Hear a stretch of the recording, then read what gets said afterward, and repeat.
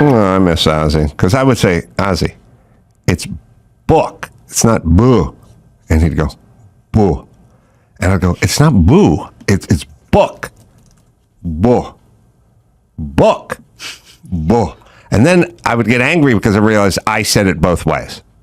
And that's when I would get angry, because I'd be like, people would tap me on the shoulder and go like, in their culture, they don't. Yeah, I don't say boo, but I'm saying it. I'm saying it the wrong way, but I can do it. I read you boo. Let me hear it again. I read you boo. Yeah. Oh my God. I was just talking to Dr. Drew about my old barber.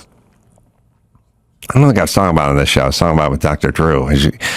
He was telling me he was trading in his Bobo for a Sav.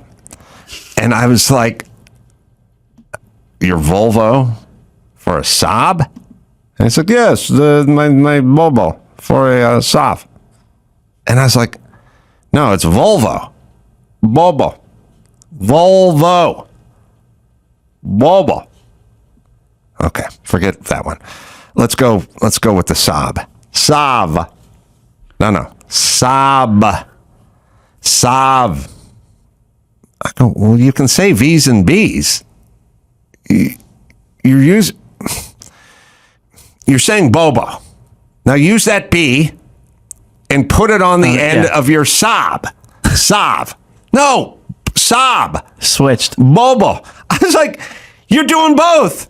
You're doing both. They're in the wrong spot. Just take You're capable of making that noise. Take the V from the end of Sav, which is Saab, and put it at the beginning of Volvo. Bobo. Okay, Sav. I was like, I made him put a pencil in his mouth. I made him put a pencil like, sideways in his mouth. I was looking at him to torture him. He was cutting my hair. And I was like, now say it. Like, Volvo. It kind of worked putting a pencil across his mouth. I mean, he was a nice guy. Yeah. I don't know what he got. You weren't. Yeah, I wasn't.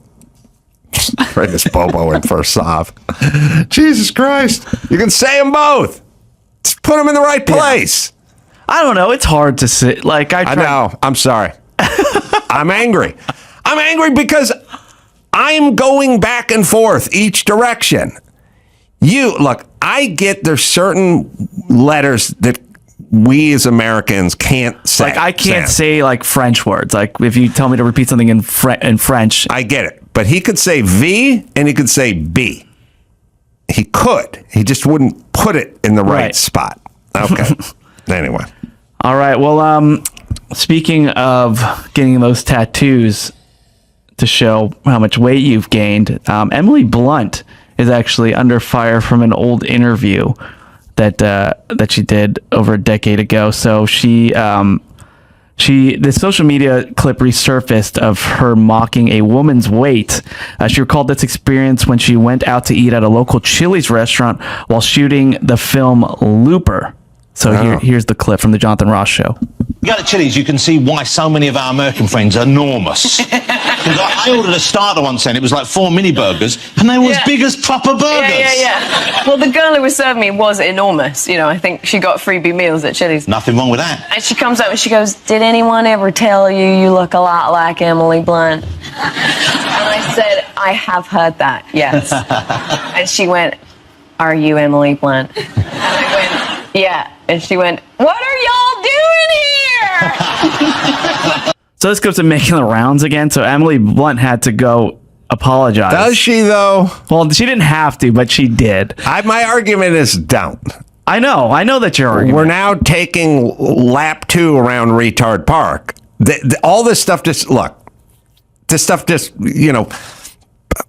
Israel launches their counteroffensive and you're completely off the news the next day. Right. That's all. We forget things. So yeah, just let it go and it'll die down. I mean, yeah, it's interesting how PR teams handle these kinds of things. Listen, I think there's a problem with PR teams, and I'll tell you why. First off, Emily Blunt is a delight. I spent half the night at Kimmel's house, some Christmas party or something, X amount of years ago, just talking to her, and she's a delight. Cool. She's fun. She's talented. She was a ballerina, I think. She's amazing. She's awesome. A great actress and everything else. She's a delight. So PR teams, you have to hire them, and then you pay them a lot of money, and then they need to do something. So this is my theory on, it's like, he's an officer of diversity and equity who works for the University of Southern California, and he gets paid $331,000 a year. Well, that guy has to now walk around and find shit. That's his job. You know what I mean? And the shit may not have been anything. Right. But he's going to find it because that's his job. And then we'll have many more issues involving diversity and race on campus and problems because we appointed somebody to be in charge of finding those problems, and he's finding them. So publicists, anybody, Kathy Griffin having a press conference after the whole thing with Donald Trump's ketchup head and breaking down and crying, they're trying to kill me and stuff, that ends up getting much more press than the actual event that got her the shitty press 5 days earlier. Yeah. We're already talking about something else. We've moved on. But now everyone has to make an official comment. What they don't realize is you wait 2 days, we're done. We've moved on. Whatever it is. The insane part is like, oh, ABC's got to fire the host of The Bachelor. No, they don't. Just give it 2 days and it's gone. Just no comment. We're done. You think we're going to keep... Oh, it's been 2.5 years. You think we're still... Why does Chris Harrison have a job? This is an outrage. Or are we just done? On to the next. Yeah. 72 hours of silence. Done. But these guys are playing from a playbook from the year 2000. That's what these puzzles. I'm going to write a retraction, an apology. Mm-hmm. No, you're still fired. We still hate you. And now there's more bad publicity because you've backpedaled. Yeah. And you've essentially admitted you were wrong by apologizing. You've admitted that you did something wrong by apologizing for it. I had an argument with my mom once that was like, it was like 9 hours long, where she's like, just apologize. And I'm like, I'm not going to apologize because that means I did something wrong and I didn't do something wrong. And she was like, just apologize. So good. It was a great use of both our times. Now looking back on it, in hindsight. So don't say anything, but the publicist gets $5,000 a month from the celebrity. So what's the publicist going to say? What's the crisis team? Like, I am paying this crisis team. I'm paying this publicist. Okay. Emily Blunt, what should you do? How about chillax? Yeah, don't do anything. And do nothing. Okay. And then something flares up 18 months from now, and I call you again, like, what's up? And I go, don't do nothing. No, we're not going to release a statement. Don't release that. I'm not going to craft something. I'm going to put your name on it. We're not doing anything. Just do nothing. Well, how long before Emily Blunt goes, what the fuck am I paying this person $5,000 a month for, who keeps telling me what to do? Nothing. And a diversity and inclusion officer who's just sitting on his fucking desk like the Maytag man going, I looked for racism on Monday, but I didn't really see anything. How long's that guy got a job? So you think they're just acting they're just doing something? There's motion? These publicists are like women in their 60s who are looking at let's put it to you this way. If you would have talked to most Americans, or maybe American Jews or whatever, 20 years, in the same year, the year 2000, they go, Hamas, what do you want to do? Well, we should reason with them. They want to raise their kids in peace and harmony. Give them a little bit of land and give them their own thing, and build a hospital, and because they're peace-loving people, just want to raise. Now you realize, they're fucking terrorists. You have to destroy them. You have to kill them. You can't work with them. You can't live with them. You can't reason with them. It's the same with this. They're playing from a playbook that's 25 years old that goes, look, you have to just issue an official statement that talks about regret and stuff. And the people still do it. And all we do is bring up the story a second time. You can't even think of the stories where they said something and the person went, nah. Just, by the way, don't even say go pound sand or fuck you or I'm not walking back. You just say nothing. It's like arguing with your wife or your kid in a car. Try saying nothing for 3 miles. See if that argument doesn't just just say nothing. Fade away. It'll just go away. Fade away. Or you can answer back. And now we're going to argue from here to Yosemite. Well, she issued an apology to people. She said, quote, I just need to address this head on, as my jaw was on the floor watching this clip from 12 years ago. I'm appalled that I would say something so insensitive, hurtful, and unrelated to whatever story I was trying to tell on a talk show. Well, was it making fun of fat people? No, or was it the hillbilly part? It was the hillbilly part. Yeah, like I think she was just trying to showcase her hillbilly accent personally. Well, also what people don't understand is you're on a talk show and you're trying to entertain the audience, so you're going to say things that are a little bit heightened. Yeah. So she said, it happened. I said it, and I'm so sorry for any hurt caused. I was absolutely old enough to know better. I think she was like 27, 28 when the clip happened. But having to apologize for something you said in your 20s. Oh, my God. Can you imagine? Oh, my God. If you've been able to film me when I was in my 20s, oh, my God. I mean, well, first off, I wouldn't be canceled. I'd be assassinated. Actually, and it would be from the American government. It would be like an official. Like I'd get droned, like a terrorist in a motorcade. Yeah, in Yemen. Mm-hmm. Yeah. That's and no one would shed a tear. Jon Stewart is in the news right now because they just canceled his show. Apple canceled the third season of The Problem with Jon Stewart. They were set to begin taping in a couple weeks, but then members were informed about the show's fate on Thursday. Sources say it was because some of the topics that they're going to hit was China and AI, and this is Apple. Oh, yeah. They weren't happy, so due to, quote, creative differences, they decided to cancel the show. Also, some of the guests that he had planned, I don't know who they were, but that's what they said. So, Jon Stewart, third show, axed. Third season. That's interesting. I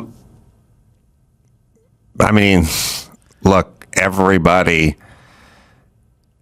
I don't want to sound, trite, but just follow the money for everything and follow the money. I mean, it's sad. And so what it is like when I was young, it was easy to follow the money because like, oh, that guy's smoking the cigar with the pinky ring and the 3-piece suit. Don't buy it. Don't listen to that guy. He's a big oil executive. He just wants the land. He's going to throw the indigenous people off the land and start punching holes in it. And like, it was easy. It was like kind of easy to figure out who was who, and so now corporations, big corporations have figured out that we can't have Apple, our guy, what's his name, the lead over there at Apple. Oh, yeah, Tim. Yeah, Cook. Tim Cook. Yeah, Tim Cook. I was gonna say Tim Apple. Like what Trump we called gotta dress him like a sort of sagely lesbian. No Rolex watch, no pinky rings, no 3-piece suits. You're gonna wear sort of we're gonna tone you down, right? And we're gonna get you some sensible frames, and then you're gonna get up there and sound good, and you're gonna talk a lot about inclusion and diversity. We're going to talk like Subaru. What's your main business? We make attack helicopters for the Japanese government. Okay, well, no, we're not going to talk about that. We're going to show lesbians in station wagons with puppies. The dog's driving the car, and he's talking about love. I love it. All right, and are we going to talk about warranty or powertrain warranty or rust? No. Nothing. We may not even say Subaru. We're just going to have... Yeah, we're not fueled by gasoline. We'll be fueled by... Steve, is there such thing as a lesbian dog? Because we're talking about this. Oh. Okay, well, if there is, we're going to have the lesbian dog driving the other dogs, and they're going up to rescue a dog in the forest somewhere. Yeah, okay, but we're not going to talk about durability, gas mileage, and we're certainly not going to bring up attack helicopters that we make that fire missiles and kill people. Okay. None of that. Every one of these motherfucking companies has figured this out. You know what I mean? Like, hey, the NBA, we'll just write like end hate or something on our floors or end racism or something like that. But we're doing business with China big time. Big fucking time. We'll do it. And it's all money. It's all money. But the money when I was a kid, it was easy because everyone's like a cartoon character. And then, like I said, it's like NBA. What do you got to Apple? What do you give money to Black Lives Matter? Well, how do you know where that money is? It doesn't matter. Just give them the fucking money. And Black Lives Matter. They want inclusion and the diversity and stuff. Yeah, and they want a nice house in Topanga Canyon and fuck the Israelis. So what do they want? It's all it's all Ellen. It's all Ellen. Everything is Ellen. Look at her dancing. Look at her dancing. Look at her dancing. Yeah, then she goes backstage and throws a coffee pot at an employee, right? But we're so fucking dumb. Doesn't matter. Look at Tim. I love her. If Tim Cook started showing up in Armani suits with like a pinky ring, smoking, we'd be like, I don't trust Apple anymore. I don't trust. No, sensible sweater. Mm-hmm. Remember, you're gay. Just get up there. Nice, sensible haircut, good frames. Just go up there and speak in soft tones, talk about inclusion, and then we'll just go fucking farm everything out to China. Yeah. Okay. And Hollywood, you do the same thing. You just talk about inclusion and diversity, and look, we got an American Indian chick. We're gonna nominate her. We'll give her the award. You guys all stand. And meanwhile, we won't fuck with China. Well, it's big business for us. And don't say anything about China. You can't make any moves. You can't. So you can make a documentary about, you know, how bad the water is in Michigan, and you can make one about kids in cages on the border, but nothing with China. Yeah, don't touch nothing. China. Yeah, Steve Kerr, thoughts about everything that has to do with diversity and inclusion. No thoughts about China. Right. The zero Chinese. Nope, no China thoughts. Huh. All right. A lot of people in gulags there. Nope. No thoughts. Okay. Everyone, it's a fucking scam. It's a scam. Otherwise they wouldn't be running their commercials this way. Jesus Christ. You got to catch on. Yeah. Everyone, wake up. It's all fucking, it's all a fucking scam. But what I'm saying is it's not a scam. It's money. So Tim Cook can say whatever he wants, but he wants money. Right. And the NBA can say whatever they want, but they want money. And Subaru can say whatever they want, but they want money. And they realize it's easier to make more money if we shift from talking about powertrain warranty to talking about puppies. Yeah. Because America is getting soft and they're fucking dumb. So we can fool them with all of it. Everything. Pfizer's figured it out. All of them. They just want money.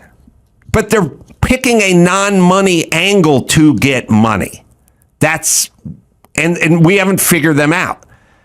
The guy's wearing board shorts and flip-flops. He can't be into money. Yeah, it's misdirection. Yes, that's the time we're living in. And that's why the people that want the most money do the most discussions about love and embracing all genders, and everyone is welcome at the table. It's all Oprah wants money. So she talks in a circle about bullshit. About inclusiveness and a seat at the table. And Michelle Obama wants money, so she talks in a circle about bullshit. That's the new world order. That's how you get paid. Yeah. You don't get paid doing what I'm doing. We're losing money. Yeah. All right. All right. Also, Dave Chappelle in the news. So he performed at the TD Garden Arena in Boston, and he started talking about the Hamas attacks. And also, so the paper, Wall Street Journal reports that Chappelle said the U.S. was guilty of aiding the slaughter of innocent civilians. Said, war crimes were occurring. He also criticized the Israeli government for cutting off supplies to Gaza's population, blocking humanitarian aid. But he concluded by saying that two wrongs don't make a right. Some members in the audience shouted "Free Palestine," and people walked out. People left because he was talking about. He was saying some pro-Israel stuff. I don't think the brothers love the Jews. Maybe it's just me. But so here's the thought on him. Yeah. Oh yeah. One person wrote. Sorry. But I meant pro-Palestine stuff. So he said one person wrote, quote, "The audience was cheering Chappelle on during this tirade. I was sick. We were sick. I turned to my friends and wife and said, I think it's time to go. He walked out and met up with many other Jews leaving the show. Never in my life have I felt so unsafe and so fearful of what I was witnessing." Well, so were there jokes in there?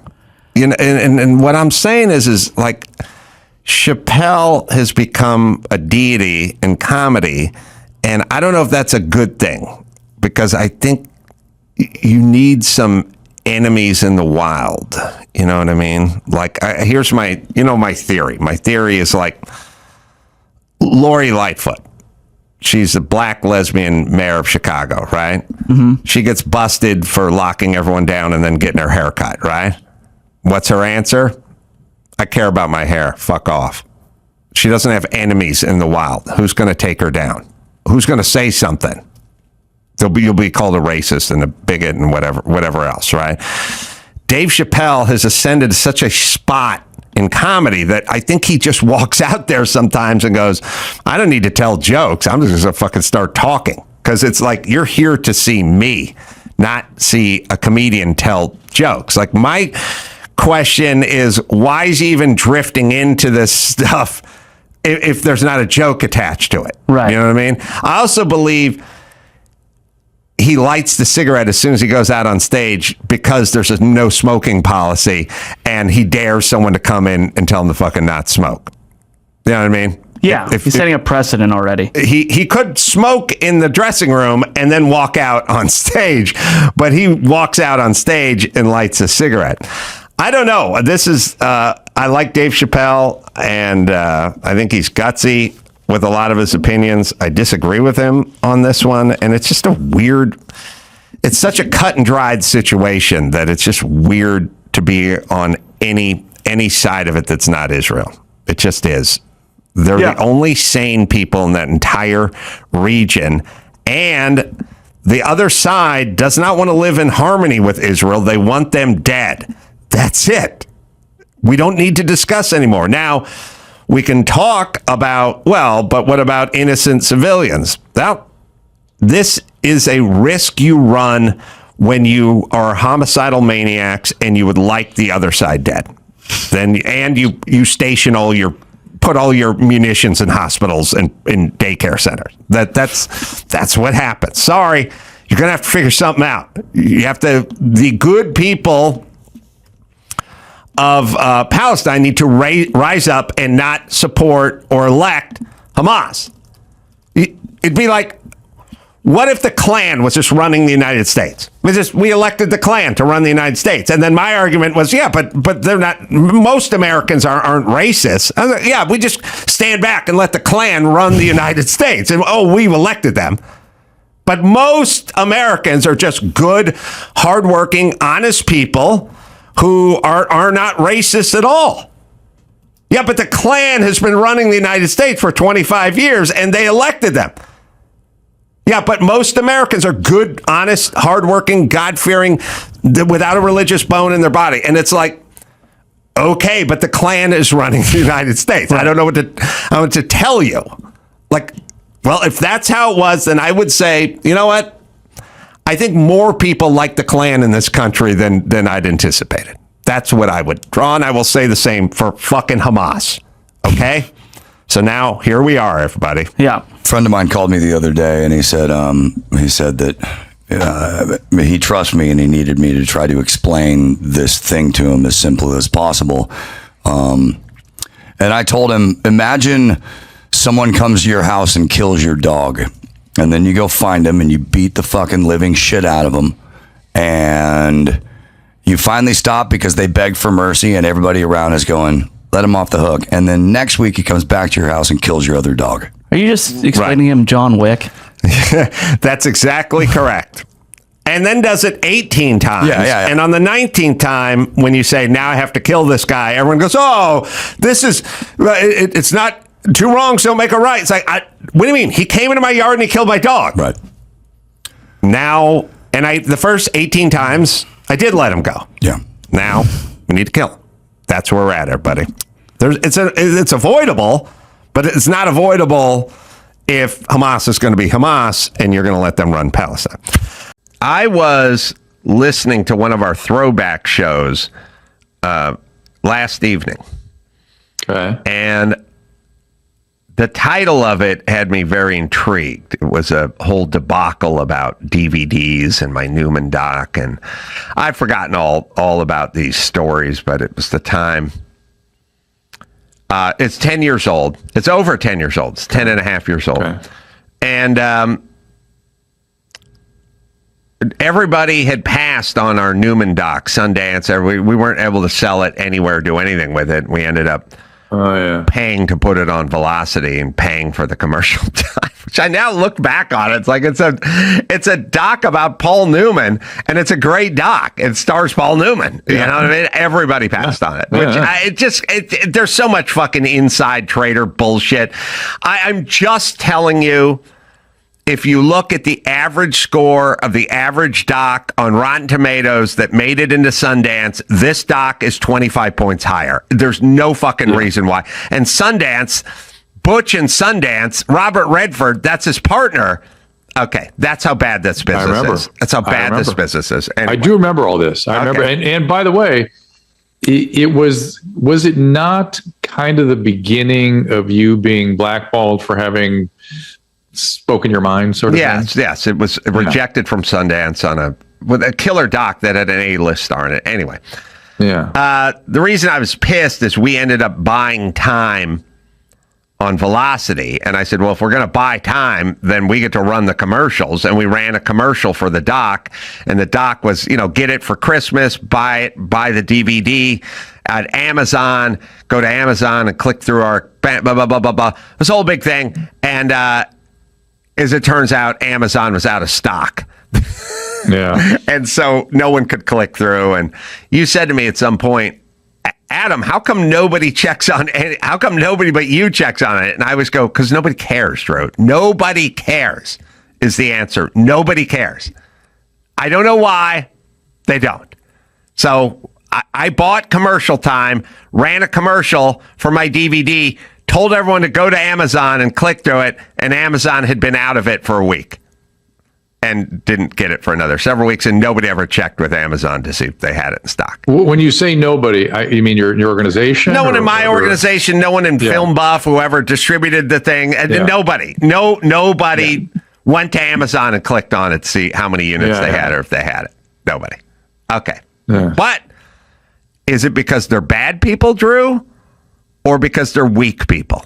You know what I mean? They're not bad. They don't care. They're weak. They're not bombers, but they're not celloists. But you're right. But this is a different kind of scale of weakness that you're putting your finger on here, which is lazy. Is a cousin of weakness. Yes, it's a cousin, but it's also the one where if you don't have skin in the game. Back to that conversation I think we had last show. You don't care. And if you don't care, you're not motivated. Yeah. So Anyway, so I was listening to it, and I was kind of intrigued. I was living this thing, getting re-outraged, 10 years on. Jesus fucking Christ. How much of this? There's no way, as I said, as an adult, there's no way I thought I was going to run into so much of this. It's never ending. It's relentless.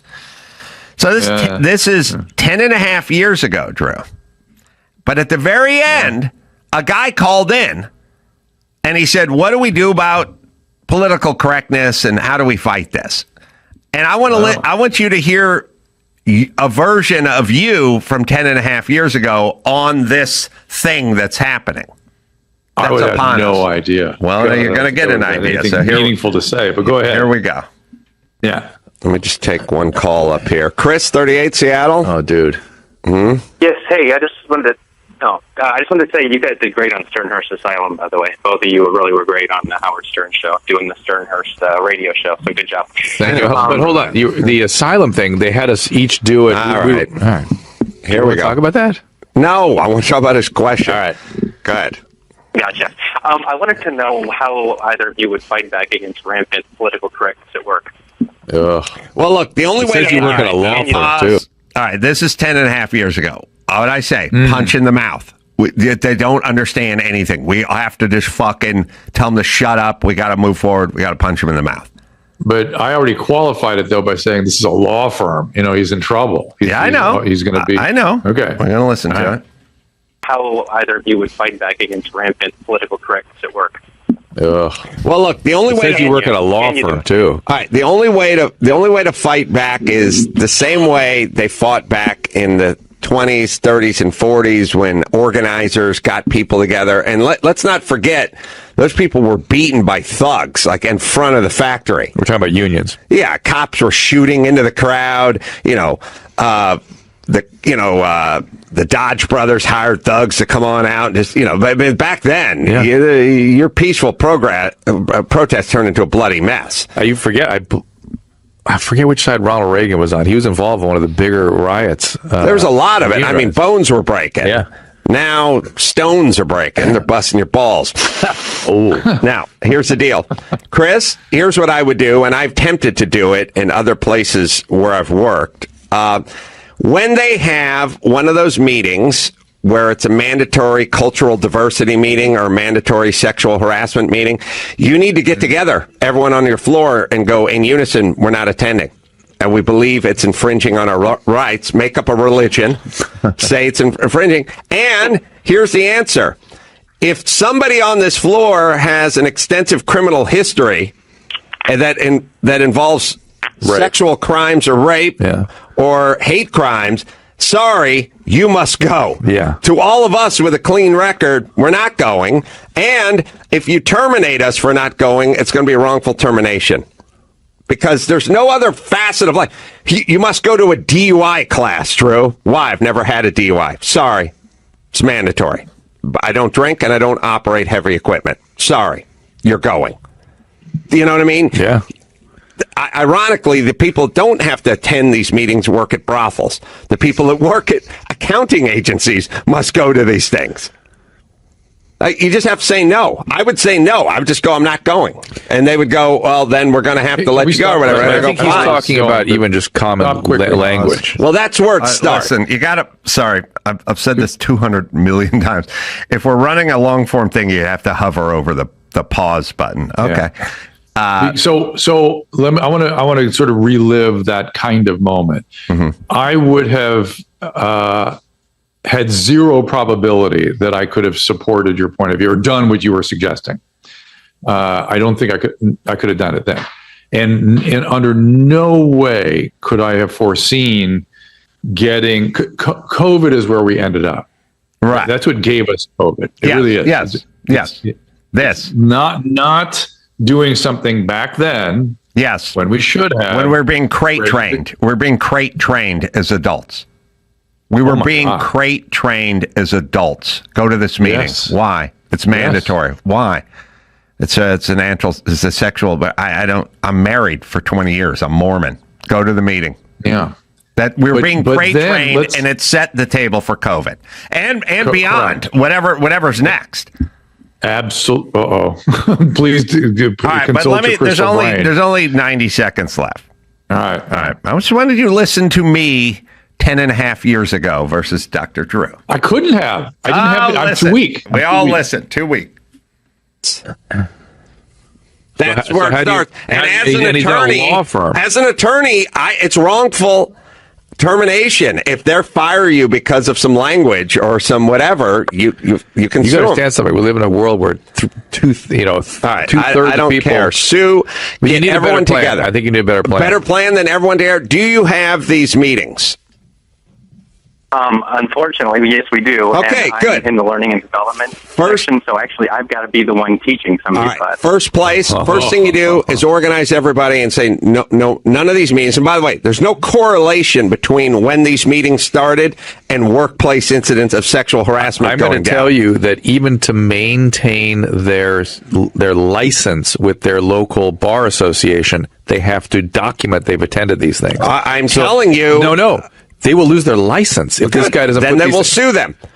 No, the bar. Look, you can't fight. You can't fight that. Fuck that, Drew. Can I tell you this? Mm-hmm. When they were, in the meantime, your license is encumbered, and you've been years unable to make a living. What the fuck, Drew? They have. I didn't tell you it was going to be easy. Just like it's not easy to go out in front of the GM plant and get beat on by hooligans and thugs.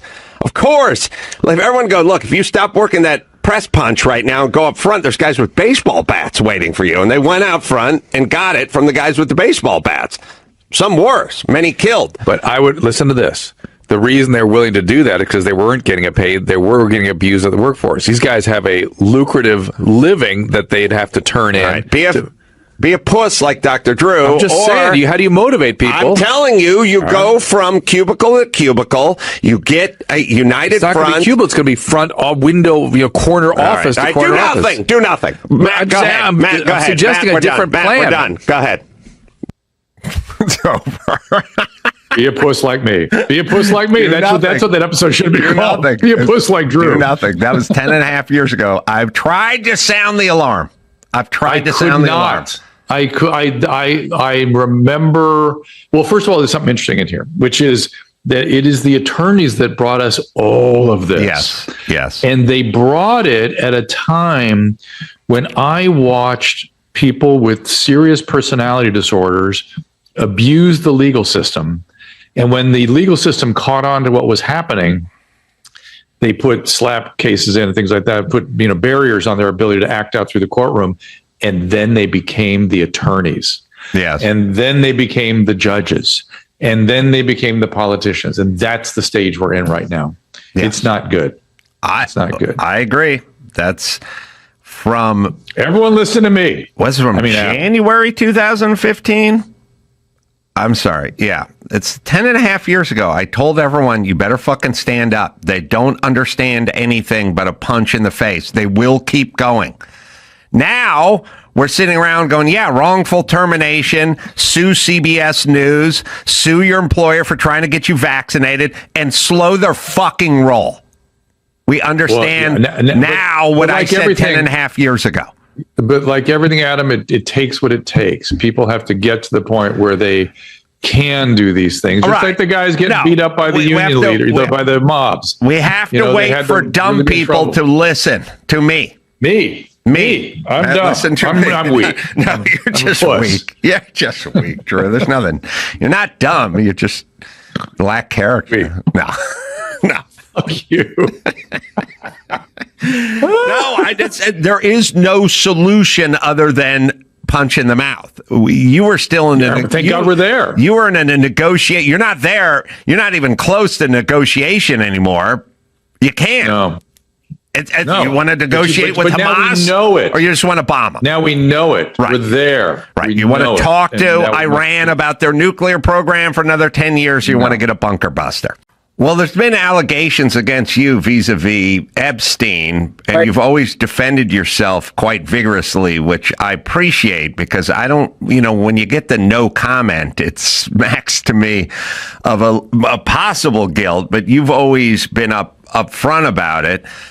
I really don't know what to think of the whole file, or did he kill himself, or is Trump's name on there? Is this more of a Clinton thing than a Trump thing? What do you think?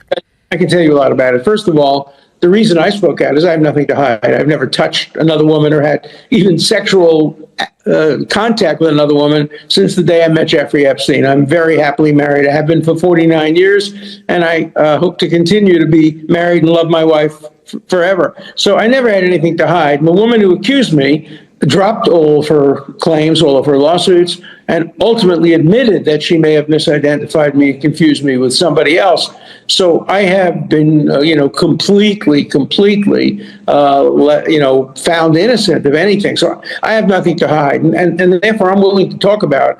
I've seen many of the Epstein files. I know who's in them, and I know there are many false accusations. For example, there's a woman whose name was Sarah Ransom, and she wrote 20 or 30 or 40 emails to the New York Post to a reporter named Maureen Callahan, and said she had in her possession videotapes of Bill Clinton, Hillary Clinton, Donald Trump, Richard Branson, and others having sex with children. She said she sent copies of those videotapes to Russia for protection. Then when there was an investigation, it turned out the whole story was made up. Ultimately, she admitted she made up the whole story. So what worries me is that they often just release the accusations. Or, for example, there's another woman named Maria Farmer, who's been the star of CNN. She's been on CNN. She's been on the New York Times. People believe her. And yet everybody knows she lied, made up stories about things she couldn't have seen or heard, and is a rampant anti-Semite. Believes that there was no Holocaust, believes that the Jews killed the Germans, And when she's on CNN, they don't mention any of these things. Or if the files are released, there would just be the accusations by these two liars, perjurers, people who should be in jail. But they don't give the background. So when you get a half-truth, sometimes a half-truth is worse than a complete lie. So what's your head on? I've heard both sides. So one side says, what about the files? The other folks say, well, there's a lot of stuff in those files was victims and things of that nature, and we don't want to re-victimize the victims. And anything that's pertinent in there, you're aware of, and so there's no there. But what is your take? And also, a lot of these victims are partial victims. They were victims, and then they became victimizers. They made false accusations, or they themselves served as pimps for young women and brought them to Jeffrey Epstein. So, it's a continuum. There are some purely innocent victims, and they should be protected. But there are a lot of gray area people there. For example, this woman, Maria Farmer, and the other woman, Sarah Ransom, they were in their mid-20s, and they were just overt perjurers, criminals. And they don't have to be protected. But the real victims have to be protected. In fact, the fake victims, like the two I mentioned, hurt the real victims because their lies have been exposed. And so people say, oh, my God, if these two lied, maybe others have lied. No, many others have told the truth, but some have lied. So I think everything ought to be released with very, very, very narrow exceptions for underage people who are really, really victims. But there are very few of those, I think. So for the uninitiated who are constantly trying to wrap their mind around this, because it's a lot of, Trump's on that list, and then there's a lot of, Clinton's on that list, Bill Clinton. If you were just to assign a number, like I said Trump, 0 would be the lowest, and 10 would be a whole bunch of incriminating stuff on that list. And then I said Bill Clinton, 0 is nothing burger, and 10, obviously, a bunch of stuff. I say Trump, what number would you assign to that?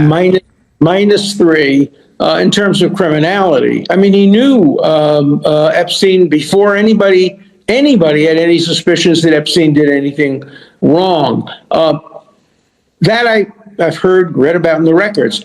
On the Clinton thing, I actually have firsthand knowledge. This is a name-dropping story, but I was having dinner with Bill Clinton and Hillary Clinton while he was president of the United States at the home of Caroline Kennedy, who lives down the block from me. And before I defended Donald Trump, actually used to talk to me and her home. And so we were all there having dinner, and the Secret Service comes over to President Clinton and says, phone call, and president walks away for 10 minutes, 15 minutes. We all thought it was national security. Comes back to the table and says, Alan, somebody wants to say hello to you. He hands me the phone. It was Jeffrey Epstein.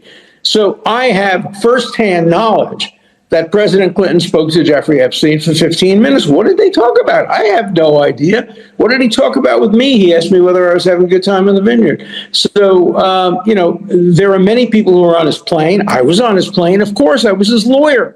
And he would always send his plane for his lawyers. We had a special table on the plane. We would sit around and plan our legal strategy when we were negotiating the plea with the state attorney and with the U.S. attorney. And so, of course, I was on his plane probably a half a dozen times. So was Bill Clinton. I don't know about Trump. But none of this has anything to do with any criminality. And so I think the whole thing is largely a nothing burger. There may be a couple of names that haven't yet been made public and would be made public about people who went to his island when things were going on in the island that were improper. That's a possibility, but I don't think there's anybody famous, anybody who you know about, certainly nobody who's now serving in office or recently served in office who would become incriminated as a result of the release. That's why I'm so surprised they haven't released everything.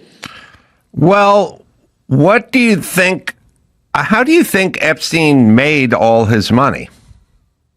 He was getting, as I understand it, 1% of the investments he made for Leslie Wexner. Leslie Wexner was at the time worth between, I think, $6 and $9 billion.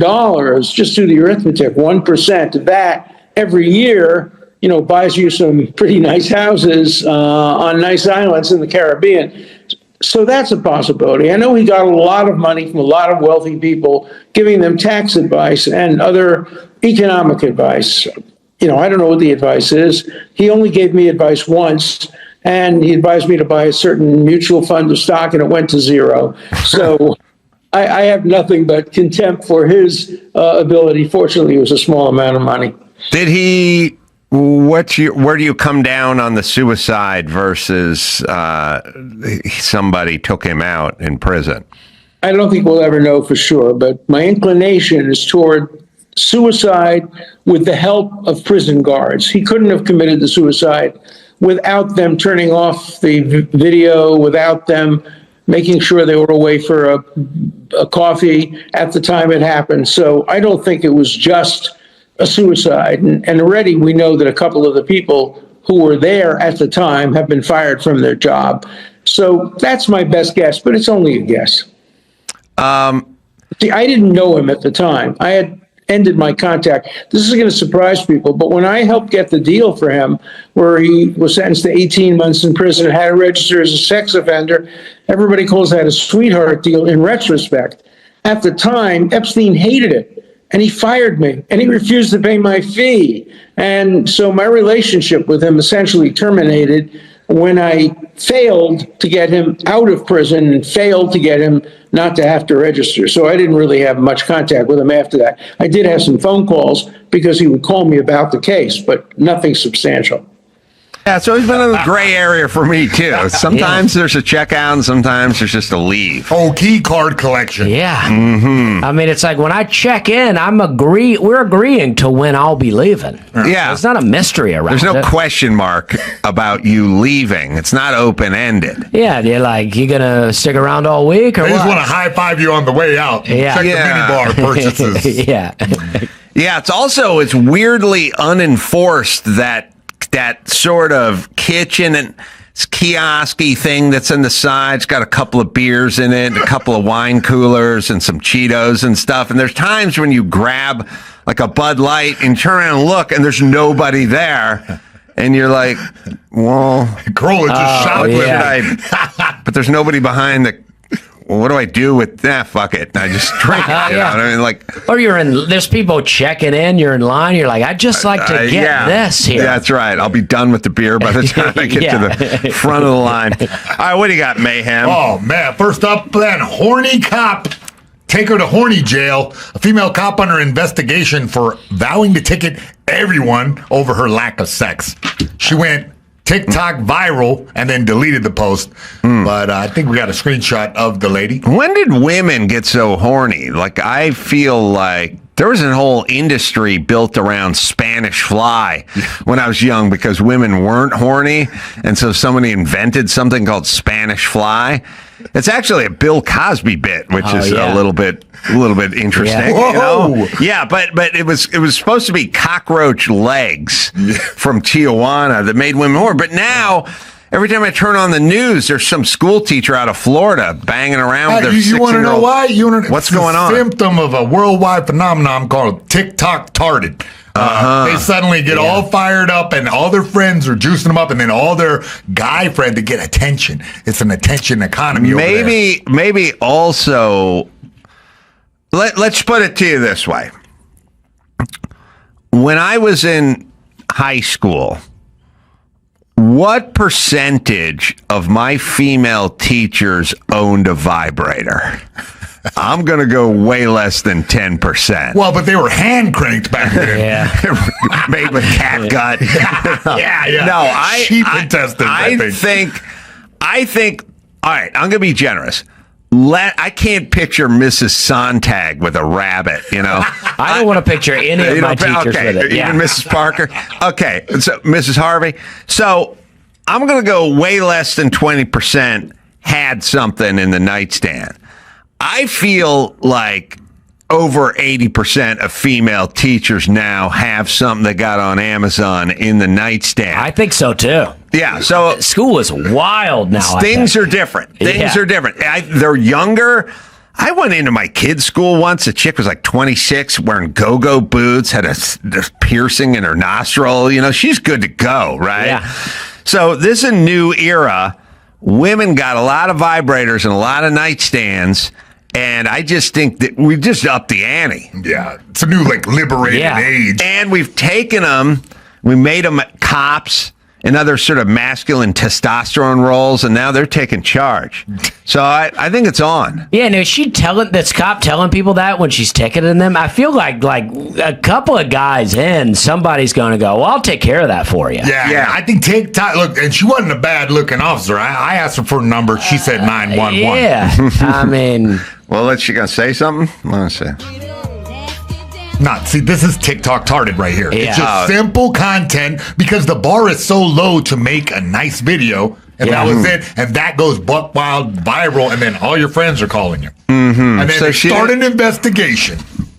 Yeah, didn't get cracked. That's what she's calling it. Is that what they're calling it? I didn't get my guts smushed in. It's like cracked like you're shucking an oyster. Yeah. Jesus Christ. Can we get any more demeaning than this? Cracked like a Shetland pony. That's what men used to say about women, like that, and now it's like the women saying it about themselves. I didn't get cracked last night. We're handing it back and Well, forth. it's weird when you see like female comedians up there and going, I need some dick and stuff like that. Like, wow, we've turned the corner here, people. Yeah, just go to the open mic and we can make that happen. Right. Every guy in there will do it. Oh, yeah. At the club, by the way. We don't have to go back to it. Yeah, only if you pepper spray me first. Yeah. All right, so that's good. And also, don't people... I mean, here's an interesting thing. I thought cameras... So I've always said there's a couple things in life. Like the first guy who invented the toothpaste cap that snaps back on, that you don't have to twist it back on, it just snaps back on. He must have thought to himself, well, that's it. No more toothpaste being left out with the cap up, drying out, getting all scubba filled. That's that. Oh, I share a sink with my girlfriend. That cap is open. Yes. My daughter, I mean, not defeated. Not defeated. A lot of stuff around you can't even close. A lot of dry can't close now. Yeah. Oh, no. You got to get lacquer thinner out and a wire brush if you want that shit. You got to get a bottle brush, some lacquer, the denatured alcohol, and a rag. Okay. So that person thought into this, right?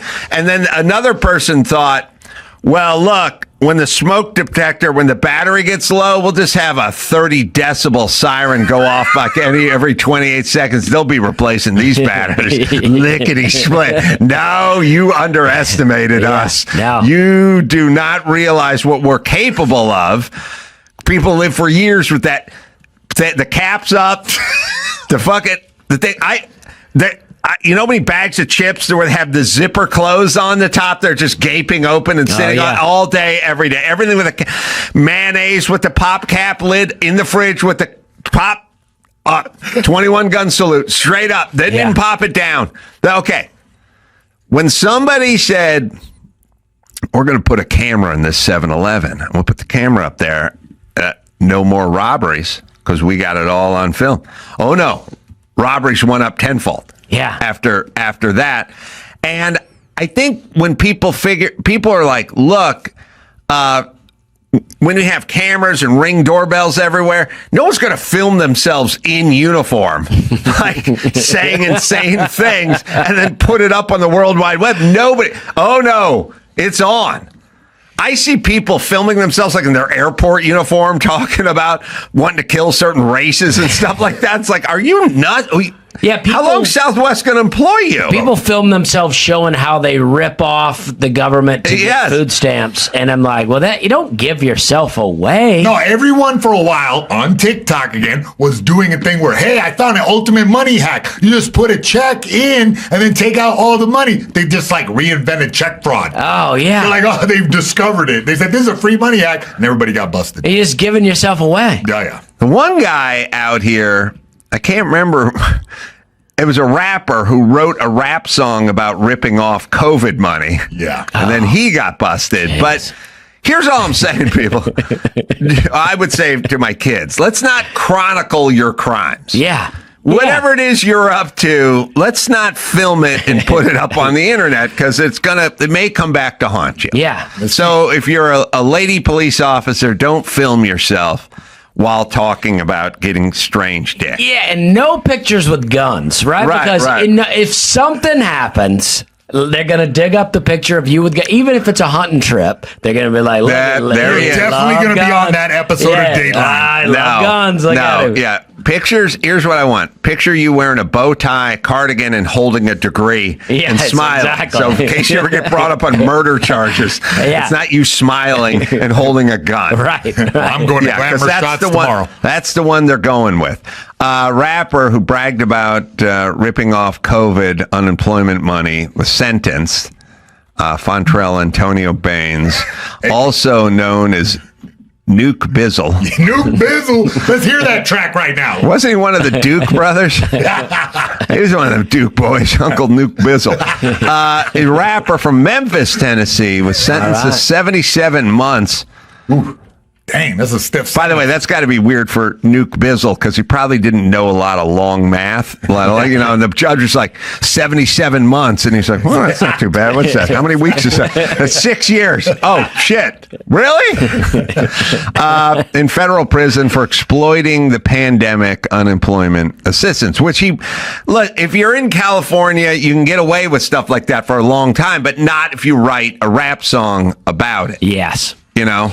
Yeah, you don't want to give it away. I don't know why people are giving it away like this. I concur. All right, you got another story there? I certainly do. Conor McGregor launches a petition to make a presidential ballot in Ireland. Yeah, he's taking the matters into his own hand to become a quest for next president. What the problem is for him, despite he got some popularity over there, in order to be considered a candidate, he must have nominations with 20 members of the Oireachtas or full county council. Yeah. So what is that? Yeah. So basically, 4 counties. He's going to fight again, right? I mean, allegedly, the investigation is still ongoing. Maybe fighting some of these councilmen. Yeah, he seems like he's been doing shadowboxing videos and whatnot. But let's see what happens next July 4th. He doesn't have the way the Constitution is written there is not the same as ours. He has to get 20 members of this council to post it up, or from 4 counties in the area. So, I mean, in Ireland, he has to get them to sign up on his. It's not campaign. Apples to apples, but I recently interviewed Manny Pacquiao, who was trying to be the president of the Philippines and failed. So what I would say to Conor is, if Manny can't pull it off in the Philippines, I don't know if you're going to pull it off in Ireland, because he's beloved in the Philippines, and he doesn't come with a lot of baggage. Yeah. You know what I mean? The mumblings and grumblings is that in Ireland, they're mad. They're like, what is this guy doing, On the other hand, I love the discipline of an athlete, and that's fine. That's fine with me. Well, that's the thing, is that his discipline has seemed to have waned in this later part of his career. He's out there, allegedly cocained out and acting a buck wild. We want him to rein it in before he beats the president. Yeah, that's tough. If you're coked out, that's tough. I don't know that he is. I don't want him coming for me. I mean, there's that finger on the button to the potatoes. There was that Canadian guy who was pretty beaked up all the time. Who seemed to do right by Canadians, Are you talking about Rob Ford? Rob Ford, yeah. Rob Ford. I thought he was doing crack. Mayor of Toronto. Yeah. He's like a crack addict that looked like Chris Farley. Yeah. But, I'm not from Toronto, but I've been there. Seemed to be pretty orderly. Toronto's fun, yeah. I've been to L.A., our mayor's on almost no crack, and it's a shit show. So I don't know. Maybe there's something there. I mean, I'm just doing an L.A.-Toronto math. Toronto's great. It is really good. All right. You're making my argument, Dusty. Yeah. I mean, I don't mind L.A., but Toronto, it's a very walkable city, and it's... Well, I mean, look, you got Antonio Villaraigosa, no crack. You got Garcetti, no crack. You got Karen Bass, no crack. And you got a rise in homelessness, graffiti and crime in a steep decline. Or you got Toronto. Yes, crack. Very livable, walkable city. Well, as you've seen on my new special, I'm a big supporter of crack. I've always been. Oh, listen. I thought that was amazing. I was picturing a conversation with Hunter Biden. Oh, like, yeah. Imagine Hunter Biden's home burnt down in Malibu, but imagine if you talked to a few people who hung out with Hunter Biden 5 years ago, and somewhere in the future, his house is going to burn down. What, he dropped a crack pipe? They'd all go crack. No, natural disaster. They go get that pipe. That's what he's saying, but the futon was the first thing to go up, right? Nope. Now, what would the odds makers say? This guy's house is going to burn to the ground while he's passed out with a crack pipe on his chest, right? You go, what kind of odds would you get on wildfire versus crack pipe? He was probably living in Maryland at the time, right? I don't know how to do odds, but I'm voting crack pipe. Yeah. Yeah. Insane. Yes. Under 210, yeah. Mm-hmm. All right. Do you have a Jim Acosta story Man, I on can't that? wait, man. What Yeah, is the cracking forward Jim Hayden. Oh, Jim Acosta? That's what I got. Yeah. Jim Acosta is blasted on social media after interviewing an AI avatar of a Parkland shooting victim. It's pretty really? morose. Yeah. I would like to know what your solution would be for gun violence. Great question. I believe in a mix of stronger gun control laws, mental health support, and community engagement. We need to create safe spaces for conversations and connections, making sure everyone feels seen and heard. It's about building a culture of kindness and understanding. What do you think about that? I think that's a great idea, Joaquin. All right, building a culture of kindness and understanding while you're fucking getting shot at. They lived him up inside of there, huh? Jim's struggling to get gas. Bro, he's in the Matrix, deep in there, yeah. Hold on. Is this the real Dusty? Or? It is this is the real Dusty. Let me smell your armpit, bro. Yeah, well, it smells. I do. What would an AI generated Dusty say? Probably make a joke about his armpit smelling. That's true. I think, AI could nail it soon. Ma'am, tug on his beard. Let's see if that's a real beard. AI's getting good, though. I know. Maybe Mayhem's not even. Listen, before I die, I'm going to rename myself Max Headroom. Oh, Max Headroom had a real head start, pardon the pun, on this whole thing. Yeah, okay. Well, it's interesting because he's interviewing a guy, but all the guy's doing is spouting out Democratic progressive talking points, which is going to be a thing in both directions, because it's always like, who is programming the AI? Like, what side of the aisle is the AI guys doing the program? Because what that was just a Democratic talking point. Now, if you talk to someone who programmed it from the right side, they'd be talking about, the NRA and arming teachers. By the way, it's a weird thing people have with arming teachers. I'm not saying show up with a hamper of handguns and dump them in the gym and tell the teachers to come pick them up. Especially if they're not getting laid, if they're not getting cracked. Well, I'm saying, let's just say you had a teacher, right? Let's say you had a teacher who was in the military or was in law enforcement, and then you put them through a process where they got certified and bonded and everything to handle a handgun. If the shooting started in your kid's school, wouldn't you like to know that their teacher had something in their desk versus hiding under the desk? And it's a simple equation. Here's the equation.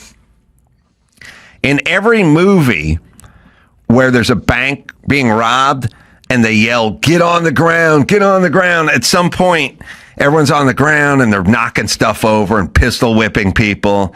At some point, there'll be a guy in street clothes and he'll pull his thing up and he'll go, I'm off duty cop. And then you think to yourself, good. Yeah. They got a guy with a gun on our side in here. It's basically that feeling you have as an audience where you go, good, we got something now. But then you just yell back at him, FBI undercover. And he doesn't shoot you. Yeah. Twice in the chest.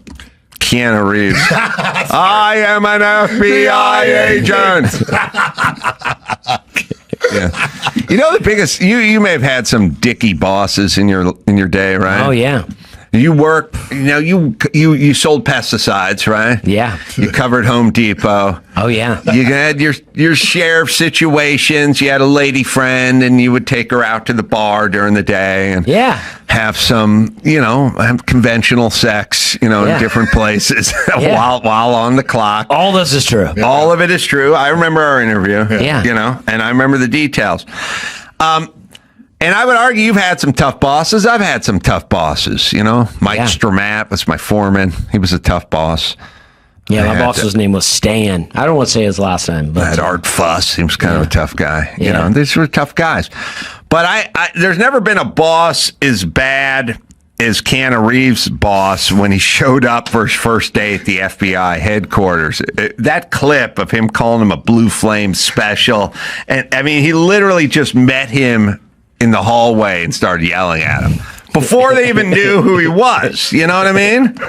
I mean, that's a tough boss. Yeah. Usually you have to at least fuck up. Like Dusty, you have to be caught fucking a coworker while drunk in the back of a Nova, right? Yeah, or, at least something close to it. If I'd have got caught doing that, I would have been fired. But I read it like heavy ball breaking. I love that scene because, as with fighters, the young guy, but get out of here. You ain't even earned the right to spar with him. Right. Yeah, I get you. I like the ball breaking too. That's John C. McGinley, by the way. He's great. Yeah, he's great. But I mean, Keanu gets off to it. That wouldn't fly in today's FBI. You couldn't come in with some young cub rookie who just got relocated from Quantico to L.A. and start yelling at him immediately. Yeah, there's an HR in there. You get written up. You get written up. Yeah. All right, let's see. Let's talk about John C.'s bedside manner here. Special Agent John, Utah, day number 1 in L.A. Welcome aboard.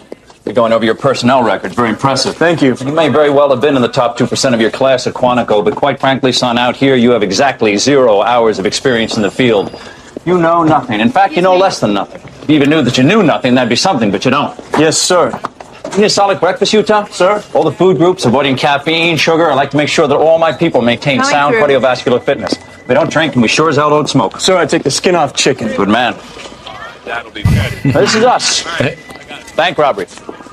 And you are now in the bank robbery capital of the world. 1,322 last year in L.A. County, up 26% from the year before. That's correct. And we nailed over 1,000 of them. Miss Deere, take a look at that for me. Thank you. Do you know how we nail the bad guys, Utah? Do you know how we nail them? By crunching data. Good crime scene work, good lab work, and most importantly, good data-based analysis. Special Agent Utah, are you receiving my signal? 0 distortion, sir. I love these things. You're a real Blue Flame special, aren't you, son? Young, dumb, and full of cum. Oh, he's getting written up. What I don't know is how you got yourself assigned out here to Los Angeles with us. I mean, hell, I guess we just must have ourselves an asshole shortage, huh? Now, in today's world, you'd be sitting in HR, and it's like, I wasn't in that business. I wasn't in that building for 40 seconds before my supervisor said I was dumb, an asshole, and filled with semen. Yeah. So he needs to be written up, possibly removed from this. Yeah, but I never had a boss that was that smart, I don't think. I mean, this guy's so smart, he's got, he's really coming at you with it. Yeah. Total masterpiece exposition, that whole program. Let you know that everybody here is smart and a big swinging dick. Yeah. My boss would have been dipping, swallowing the spit, and he's out of breath, and he's, Yeah, and also the guys who don't know enough, they're not articulate. Yeah. And the guys who aren't articulate use the same swear words. They go, I don't fucking give a fuck if you fuck off. Want to fuck around all fucking day. I'm just fucking assholes. They're fuck sticks. They're not good enough to spit it out. That sounds you do Big Al from the junkyard. Their brains are angrier than their mouth can service. You know what I mean? Exactly. My boss would do all that, and then in between go, let's get some lunch. Swallow some dip. Yeah, they weren't wordsmiths like John C. Yes. You're right. You're right. But you got the message. You did get the message, yeah. He dipped and swallowed. I never saw him spit. I mean, he would dip the whole day. I never saw him spit. Any of these guys ever come out of the woodwork and go, hey, man, see, you're playing the Pabst Theater, man. That's where Spinal Tap played. Well, a few guys, I do have some guys that come out, some guys that I liked, from the pesticide world, and they'll come and hang. I got one old boss that I did like. He'll come hang. He was my boss for a year, and me and him would get drunk together. You guys ever talk shop? Like, hey, if you see Roundup's they've come out with a new Hudson sprayer. Like, you ever really get into it a little bit? If I'm in a Lowe's and I see a good display, I'll take a pic and send it to him. Yeah. And nobody can handle a pallet jack like Dusty, right? I mean, if there were... they have those competitions with the heavy equipment operators. Yeah. Where the guy, like, with a long, this guy's got to have a long arm excavator. Yeah. And the competition is to put a jacket on a Barbie, with it, that's 20 feet away. Like, they do crazy stuff. Maybe there'll be some pallet jack competition. Pallet jack races. I think we've talked about this. Yeah, well, celebrity pallet jack races. You you'd crush. See, like the boxcar derby things, but maybe going down on a pallet jack. We got it. We start out with pallet jack derby, okay? Go on to celebrity unicycling, right? Oh, that's me. Yeah. And then we'll have a fight to end the night. So that's you. Three-ring circus. Oh, man. Yeah. Pay-per-view. Order early. Save you guys will get some points. You'll get some points on this deal. Yeah, like you got to jack a pallet of fertilizer and weave it through with customers. Yeah.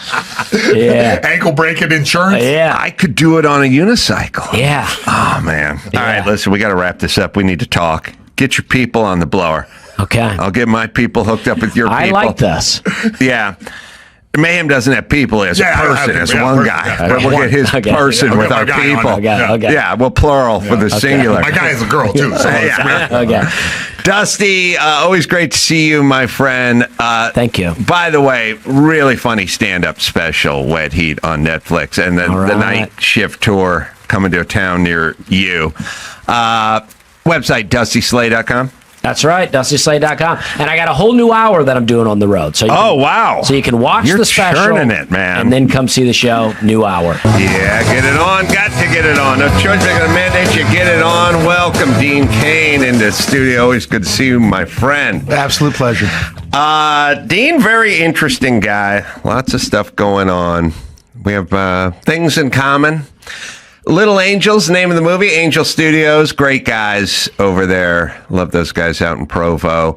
And it's streaming on angel.com. And support those guys because they need support, not that they're struggling, and that they are part of the new world order of tired of getting kicked around by Hollywood and, told to mask up, so they just go to Provo and do their own thing, right? Yeah, when we didn't have masks on. Actually, we shot this Little Angels during COVID, so we had a lot of mask issues. And in fact, a third of our budget, I think, we spent on COVID compliance. Might as well have flushed all that down the drain or just burned it up. Yes. So there's you and I probably followed about the same trajectory in this business to a certain degree, which is in the beginning, nobody really cared about anything. They just need you to show up and be sort of semi-sober, do your job, and then you'd get paid and you'd leave. And that would be about it. And then a thing started, and it probably started around Obama era, where they started to kind of go, did you vote for Obama? And it was and I was always agnostic about things. I grew up sort of atheist in the valley with a hippie mom, welfare, and just fucking hung out. And I didn't have any real thoughts. We didn't go to church. I didn't know. No one in my family owned a gun, and nobody in my family was remotely religious. And so people hung out and did what they did, but there was no conservative. Charlton Heston was conservative when I was a kid. I didn't know anyone in my family owned a suit or had a short haircut or anything, or Bible. There wasn't a gun or Bible anywhere near my house. And that's how I grew up. Now, how did you grow up? Pretty similar. My parents were hippies in Malibu. I mean, I grew up in Malibu. When I was 5 years old, we moved to Malibu, lived in Paradise Cove, which is beautiful, but it was a trailer park. Right. So everyone was like, "Oh, you grew up in Malibu. It's great. It's so glamorous." No, it wasn't, because we didn't have a lot of money. It was rural. It was very rural and beautiful. Yeah. And their best friends were the Penns, Leo and Eileen Penn. So Sean Penn, Chris Penn, Michael Penn. I grew up with those guys. Chris Penn and I were close in age, a year apart. All those other kids grew up out there. Penn. Oh, yeah. Well, fun guy. Real fun guy. Well, Chris was wonderful, and bless him. And I played sports with him all the time and such. Sean's obviously still around and doing well. I don't agree with his politics, but I love the guy. So, and that's a thing that people don't seem to understand these days, is you can disagree politically and still be friends. Yeah. Well, I can. A lot of people can't. Yeah. Well, so I grew up, and you grew up just sort of hippie, SoCal, agnostic, something. And, but then subjects started coming up, you know what I mean? And I was just like, well, listen, I don't want to pay a whole bunch in taxes and get nothing in return, but that seemed like a pretty common sense kind of thought. It is. For me. And other things would pop up, like, well, I want the border secure. Because, if you live in Los Angeles, well, as a matter of fact, I saw Sean Penn at Michael Madsen's wake at the Vista Theater last Friday. And, LA's big. And if you live here and you live there are parts of it you'll never see. Oh, yeah. Or parts of it you haven't seen in 20 years.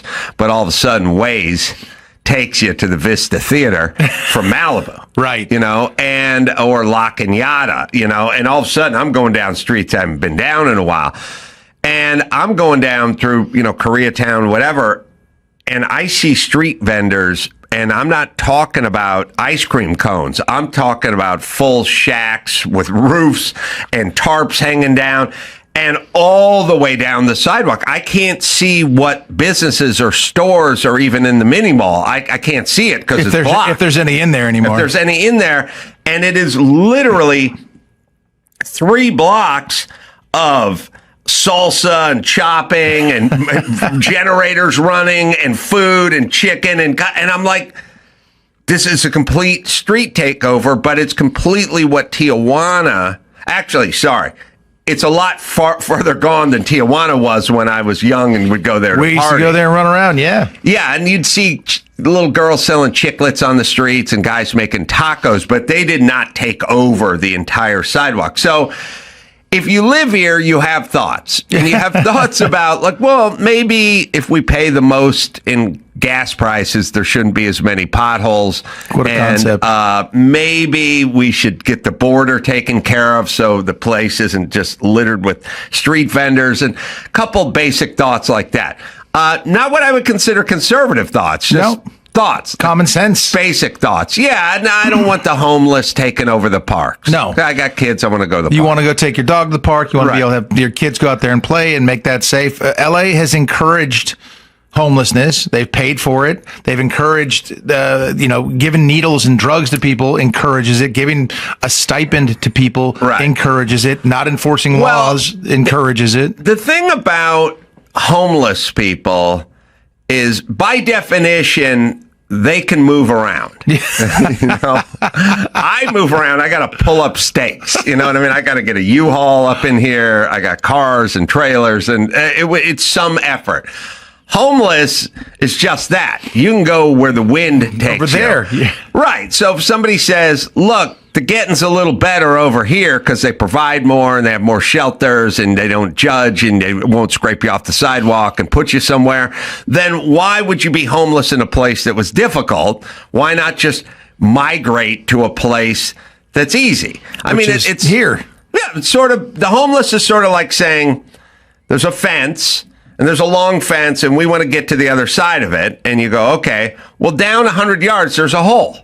And you go, okay, well, I'm not going to try to build a ladder and climb over. I'll just walk over to where the hole. I'll go to where the hole is. That's what homeless. And California's the hole. That's why we have, I guess, almost half of the nation's homeless here in this state, which used to be my home state. Used to be. Now, back to the sort of politics of it.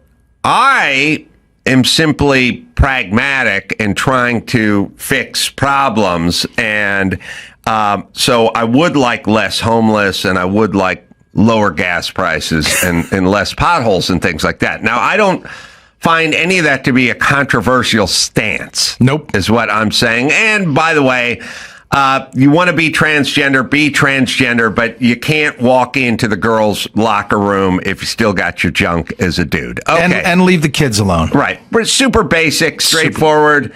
Everybody on any Sean Penn would have agreed with all this shit. Oh, yeah. 15 years ago. 100%. No problem. Right. I would think he would. And then something started, and they just started on some sort of crusade that is pretty Orwellian, and there's lots of shades of history in it.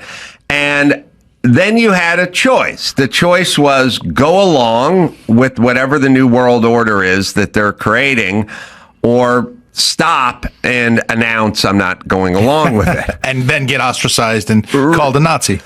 Right. I was talking to Dr. Drew about this, literally writing in here about 15 minutes ago, and he said, well, he got sucked into this, or he could have been sucked into it a lot because he is naive. But he's handsome. I know. And I said, that's a French word, but say it with an accent, would you please? He speaks fluent French. Does he? Oh, yeah. Of course he does. Of course he does. Of course he does. Given. So he said, I'm naive. And I said, I'm naive too, Drew. And I am naive in that I don't lie, so I don't assume other people lie. So when people go, I can't come into work because I rolled my ankle, I just go, he rolled his ankle. But he's probably fishing. But okay. But I'm naive, you know. And by the way, it shouldn't be a pejorative, naive. No. It just means you believe people for what they say and what they say they're going to do. And that's who I am. Trusting and, yes, in a heartbeat. Right. So he said he was naive. And I said, no, I'm naive too, Drew, but your problem is you care what other people think of you. And I said, I'm naive, but I don't care as long as I'm right. And he said, you're right. I did care a little too much about what other people think of me. And I thought, well, if you care what other people think of you, and that's all Hollywood is, yep. One big care what other people think of you hamper, and we're all in it, then yes, you're going to be easily manipulated. Absolutely. 100%. I am naive in that I don't care. You know what I mean? I refused. My dad is a director. He has told me along the way, even as an actor, don't talk about yourself. Don't tell your own personal stories. Keep your political opinions quiet. And I didn't listen to any of it. I couldn't, because at a certain point in time, I felt like I have to say something. How much of this is I loved football? I know you love football. I played a ton of football. I know you played a ton of football. You played a higher level than I did. But I got 11 years of pad football in because I started when I was 7, which is nuts. Gosh, yeah, that's I was a little playing young tackle football for the East Valley Trojans at 7. Nice. I think we played you guys. Where'd you play? I played Malibu Mustangs, baby. No, we were Burbank Vikings and Northridge Knights and Chatsworth Chiefs. We got over and played a couple of your squads, I think, at some point. I guess we didn't play. I'm 59 now, so I don't know. We're about the same age, but the East Valley Trojans, we would play the Sun Valley Falcons and the whatever. I remember West Valley Eagles. Eagles. We played them. Yes. We didn't go to the East Side guys. We were afraid of you guys. We take the West Side guys. Yeah, the West Valley Eagles. I think they were good at some point. They mopped the floor with the Malibu Mustangs. I'll tell you that. I would have loved to play a team from Malibu. We were so bad. So I started at 7, and I got a lot out of that. But mainly, I just got kind of tough. Yeah, I just got tough, and I was just like, I don't know, not really headstrong, just to kind of put the mask on. You're going to hurt yourself. I just fine. I don't want to do that. Yep. And that was always my sort of football mentality, which I then took into other businesses, right? And I imagine you had that sort of base. 100%. Well, that's the thing I love about football, and I always use football as a metaphor for life. You're gonna find somebody bigger, faster, and stronger. Always. You're never gonna be the biggest or the fastest or the strongest. You can work your tail off, and it's tangible. You work your tail off, suddenly you are in a better position. You hit harder. You knock people down. But you're gonna get knocked down, and you got to get back up. And that's a big metaphor for life. You're doing great. You can't do it on your own. You got 10 other teammates on the field with you. You need your D. I'm a free safety. I need my D line to put some pressure on the quarterback. I need my linebackers to stuff the run. Need those things to happen in order to play. And you learn that you can be a superstar by yourself, or you can be part of a team. And it's a really wonderful concept, and it's completely merit-based. Nobody cares what color, creed, or religion you are, or even your sexual preference. It doesn't matter. Can you do the job? And that's what I love about it, because that's the way I've lived my life. If you're good at something, let's go. I agree. Meritocracy. And then, DEI is one of the other things they're trying to sell us on. And I didn't go along with any of it because it never made sense to me, and I wasn't going to go along with stuff that didn't make sense to me. Now, there is a business side, and I guess you have to consider that, or some people have to consider it, but sure. I never really considered it. That's that wonderful naivete again. Well, it's naivete meets can't say stuff that I don't think is true. Which I agree with 100%. Right. So then as the world and the business and the town was sort of turning, I was kind of getting off the merry-go-round saying, I'm not going along with this. And then everyone would tell me you should go along with it so that you can get along. And I was told everyone, but I never finished the rest of the sentence. I would tell people, listen, I have a skill. I'm a carpenter. So I didn't get into comedy to figure out what other people wanted me to say. I'm just going to say what I want to say. And if it doesn't work, I'll put the bags back on and go to carpentry. Except for the part of the story I always left out is I think the most I could make as a carpenter, probably about $50,000 a year. And that's not going to cover the nut. Not going to do it. So you got to do that other thing. Not going to do it. But so now maybe I do have to watch what I say. But I never really did. And I know you didn't either. And now I think with Sydney Sweeney and Trump and the whole 9 yards and Bud Light and Jaguar and all the COVID, first off, everything, it doesn't help their case that every single thing they said was a lie. Yeah, whether it was Hunter Biden's laptop, whether it's Russian collusion or Steele dossier, all things COVID, you could break down masks, social distancing, ivermectin, origin story of COVID. It didn't help that every single thing they pitched was a fucking lie 100%. For the last 8 years. That does not help their cause. No. But it does put us back now on the side of common sense, really. Yeah. Sydney Sweeney. Right. I'm on her side. I'm 100% on her side. Well, I just mean we're now wearing jeans and drinking a Bud Light and instead of a smoothie driving a Jag. Right? Yes. So something came around, which is good. Now, for me, I never was on a side. I was only on the side of what makes sense and what's truthful and what's pragmatic. Same deal.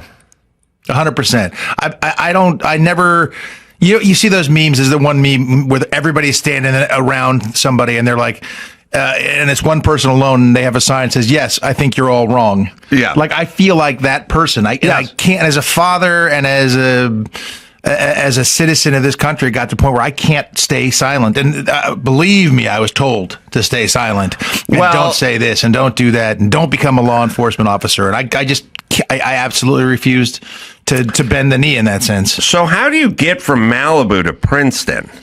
Football, baby. That helped. You know what? I had a real romanticized idea of what I thought college would be. Mm-hmm. Growing up in Malibu, it's very unique. We'd go down to the beach every day, and we'd walk down there. We'd be out, of course, until dark. We had to be back when the 2 street lights came on because that's all we had. and we were running around like crazy people, and nobody that I knew had even thought about going to an Ivy League school in Malibu. I grew up with, all those same kids, Chris Penn, Sean Penn, Rob Lowe, Charlie Sheen, Emilio Estevez, all these guys. Right. In fact, my dad directed them in Young Guns, and it was wonderful, but none of those guys went to college, and I had this desire, even in high school, that I wanted to go play college football and get a great education, and I had this romantic idea of what I thought college would look like. And when I got to Princeton on my recruiting trips, I looked at Yale, I looked at Harvard, I looked at Berkeley, I looked at Stanford, and truthfully, I was going to probably stay on the West Coast, but I went to Princeton, and it felt so right. Big decision to leave Malibu, California. I'd never been to New Jersey before, and once I got there, though, and it was a dreary day in May, and it was raining, and they were like, "This kid's never coming here," but I loved it, and I just loved the idea of going to this prestigious university, and it was a great choice. You went to Malibu High? Didn't exist back then. We went to Santa Monica High School. Oh, okay. And you had good grades, obviously, and SATs and all that stuff. I mean, they were, my grades and my SATs were good, but I was a top recruit football wise, and that helps. Yeah. So Santa Monica, has a football program. I don't know. We were good. You were good. We won CIF. Oh, you did? Yeah, we won CIF, and we went to the next year we went to CIF championship. We beat Long Beach Poly. Oh, yeah. Oh, we were Long Beach, the Jackrabbits. Yeah, there you go. So that's a good team. Yeah, so we beat them, and then in Anaheim Stadium, we lost the following year to West Torrance, who won it, and then my senior year we got knocked out by a team that took second in CIF. All right, so you guys were good. Yeah, very good. You're playing both ways? Oh, yeah. Oh, I was a wide receiver and a free safety. So you had good speed. Yep. And good size. And you get recruited by whom? All kinds of West Coast schools, Oregon schools, Utah schools, Pac-10 schools, not much from USC or UCLA, but all the other schools, and then other smaller schools, Weber State, University of Hawaii, places like that. And I chose to I really wanted that top level education, so I chose to visit Princeton and Yale and Berkeley and these places. Yeah, when that meant something. When it meant something, exactly. And I was very naive then because I'd never been out of my Malibu bubble. I didn't get it. But I chose Princeton, which was the wisest choice I could have made to leave. So is a full scholarship to Princeton? No. I had to pay my own way. That's the pride of the Ivy League. They don't have that. Yeah, since 1953. So if anybody tells you that their kid got a athletic scholarship to one of the Ivy League schools, they are not telling you the truth. Oh, really? Oh, you can't get an athletic scholarship. It's just not. It's the pride of the Ivy League. So you got to be a true student athlete. So I turned them all down. My dad said, you know what, if this is where you want to go to school, because I had scholarship offers up the yin yang, and I was like, I was going to take him because you have a big ego as a college kid. You want to be wanted.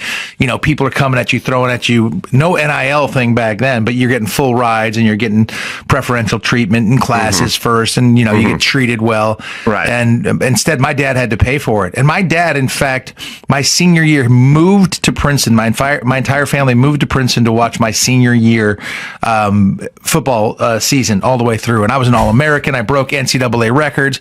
My dad for interceptions. Yes. And my dad was traveling to his pre-production meetings for Young Guns.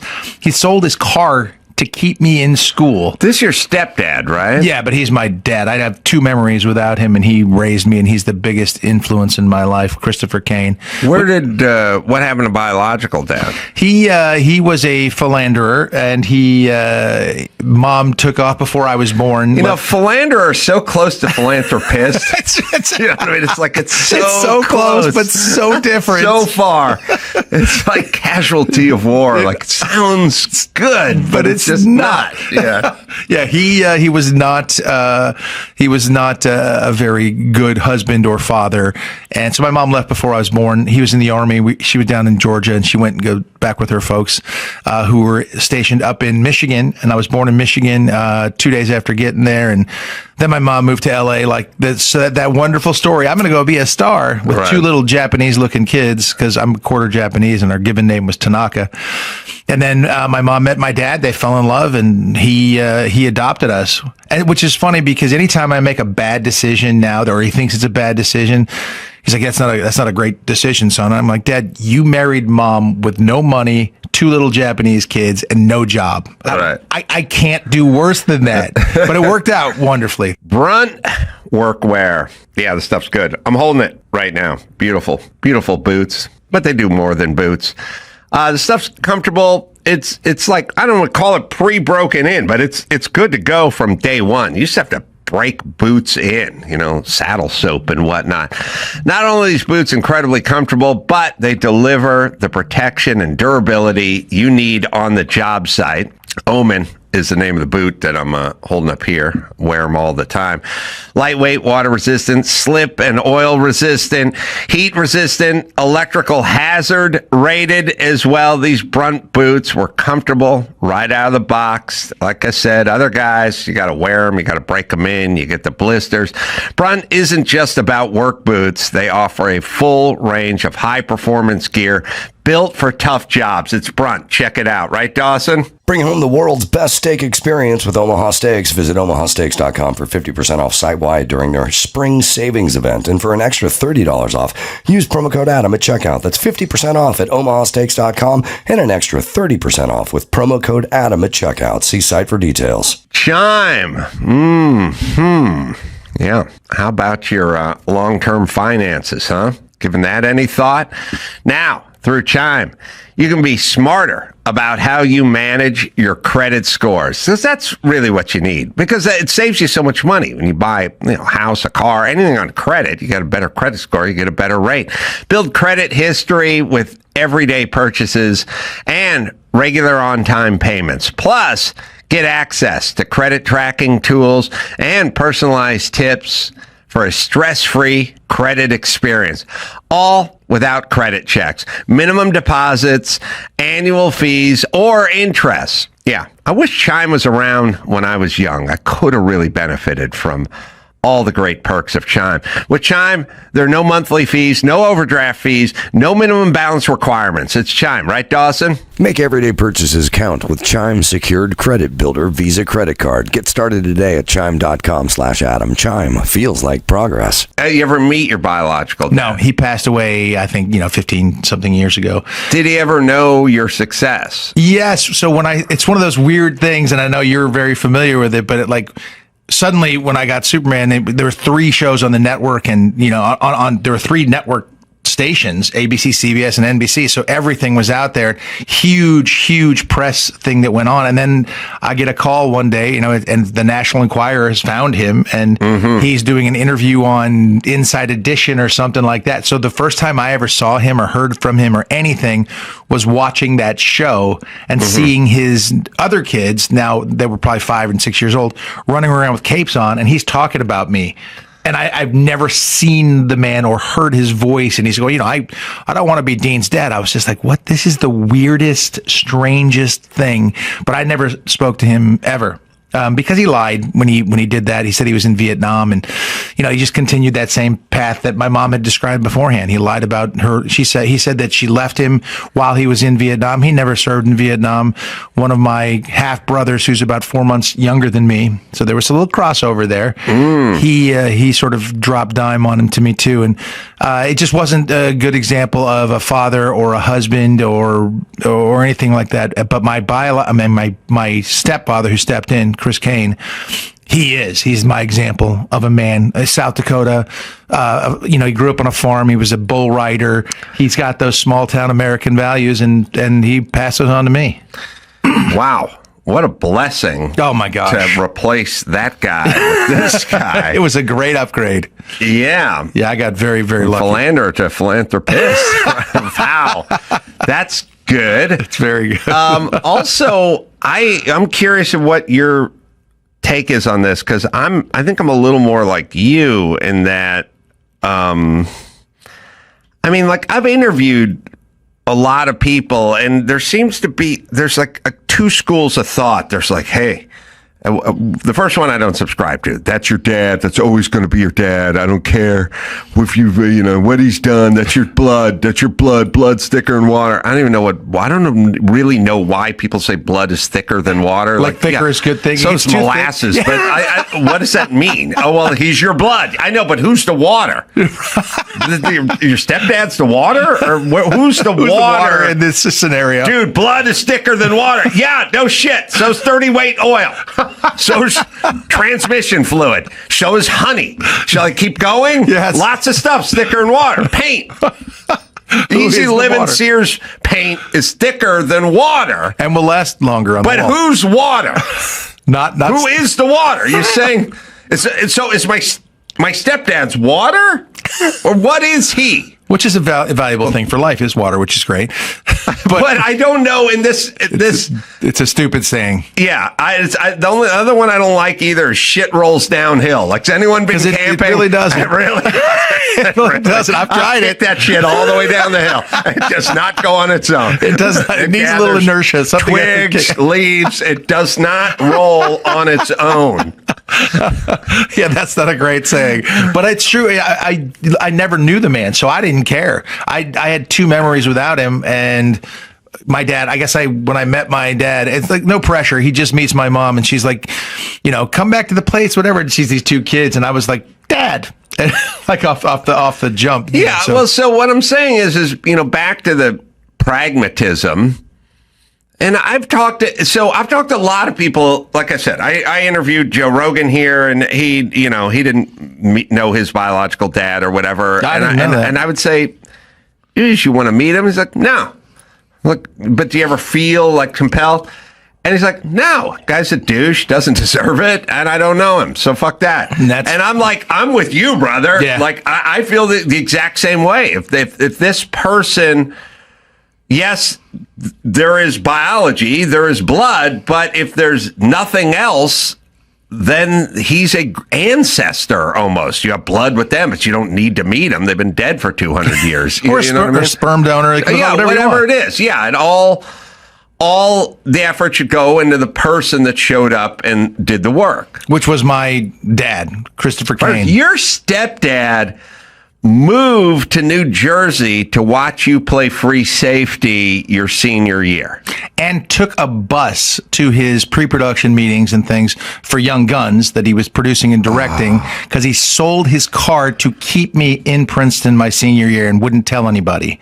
Didn't even tell me. I didn't know until afterward. Did he go to the away games? They went to so he would go back during the week to do his prep stuff here, and then go to Princeton for the weekend to watch the games, or every away game. I would pull into, we went and played Davidson down in North Carolina. We're there 3 hours before the game. It's Ivy League. We get 10, 15,000 people on a good game. And there was one car in the parking lot. I'm sitting there with my Walkman or whatever I had at the time, listening to music, getting pumped for the game, and somebody taps me and points out that the one car in the parking lot, it was my folks. Wow. Greatest in the world. They went to every single game my senior year. That's the kind of family that I grew up with, and that's why I think that's a huge reason, obviously, why I have the values and the morals and the things that I find important is passed on from family. And they'll do anything. Family, it's faith, family, country, so that's the way my family works. And what's as weird as I didn't have any of that. I had a derelict family, but my dad wasn't a philanthropist or a philanderer. A philanderer. He was just. But I arrived at those same thoughts as you had. But I would tell people, people go, everyone wants to talk about hacks and cold plunges and life hacks and saunas and shaker weights and stuff. I go, just diet and exercise. Just diet and exercise. And they go, whoa. Some people have a metabolism. I just go diet and exercise. You know what the fuck to eat. You know what not to eat. And you know to break a sweat. And that's about it. So you want to get another book. You want to hire a personal fitness trainer. You want to have Dr. Fauci go on there and talk about electrolytes. I don't know what you want. Just diet and exercise. It's easy. It's family. It's religion. I'm not religious, but it's family. It's family and education. Family and education. Family and education. I've been telling everyone this my entire time I had a microphone in front of my face, and they argue and they argue and they argue. That's what the left does, because once there's family and education, we no longer need them. Of course. Not at all. And that's what that whole Marxist push is, to get rid of everybody's family, let the government raise your kids, let your government indoctrinate kids, change history, all that madness. So that's why I'm vehemently against it. And that's why I constantly get called a Nazi for standing up for American values. It's the weirdest thing. Well, you're super Nazi. Yeah, exactly. I get that every single day. Yeah, everyone calls me an asshole too, but I don't even know. Somebody showed me a clip of the Young Turks trying to attack me from 10 years ago. And I was like, it's 10 years on, and I still don't know what the fuck they're talking about. I said, feed your kids breakfast. I don't care about the money. I want your kids to learn to have you feed them, not rely on the government 100% to feed them. That's all. What's wrong with that? I don't know. It was a big issue with the Young Turks. You know what I mean? Well, let's be honest. Schenck probably wanted to keep some of that food for himself. Yeah. Thank you. Good point. But I'm bump. So I was like, I've gone on that. I've gone on HuffPo, and I was like, diet and exercise. Basically, I say diet and exercise, but I'm saying is family and education. Family and education. They're like, what about the school to prison pipeline? I'm like, it doesn't exist. Is there a real pipeline? Because if it's just a mythical pipeline, then family and education would keep you out of prison. Yes. And so I was always like, first off, I don't even know what we're arguing about. I'm saying diet and exercise. You're walking into my office saying you're a nutritionist, and I'm going, you're fat. So here's what we need to do. You need to put down that hoagie and pick up an apple or a piece of jicama or fruit or something, and then instead of Ubering home, why don't you walk home? Hey, what a concept. Right, what a concept. And then come back in 6 months. And let's see where we are. I'll bet you'd be down 30 pounds. Exactly. And all your other numbers will be getting closer to right. It's common sense. And so, but by the way, why are you angry at me? First off, I don't really care if you're fat or not. I'm just telling you this is what works. I'm not involved with the school to prison pipeline. My kids aren't involved with the school to prison pipeline. I don't have to worry about the school to prison pipeline. I may get stabbed by someone who didn't make it fully into the pipeline and somehow got stuck on the grate on the outside and didn't get sucked in and make it to prison. Yeah. But my kids may be stabbed by one of them. That is a factor. But bottom line, I'm trying to help people not get into the pipeline. Which is to get rid of that school to prison pipeline thing that doesn't really exist. Right. But it goes back to the same thing. Diet, exercise. Eating calories in, calories out. You burn more than you take in, you're going to lose weight. Right. And that's just the way it is. You take care of family and education, you're not going to have that school to prison pipeline. It's just common sense that somehow has gotten just muddied up because it appeals to people's, base sense of being lazy.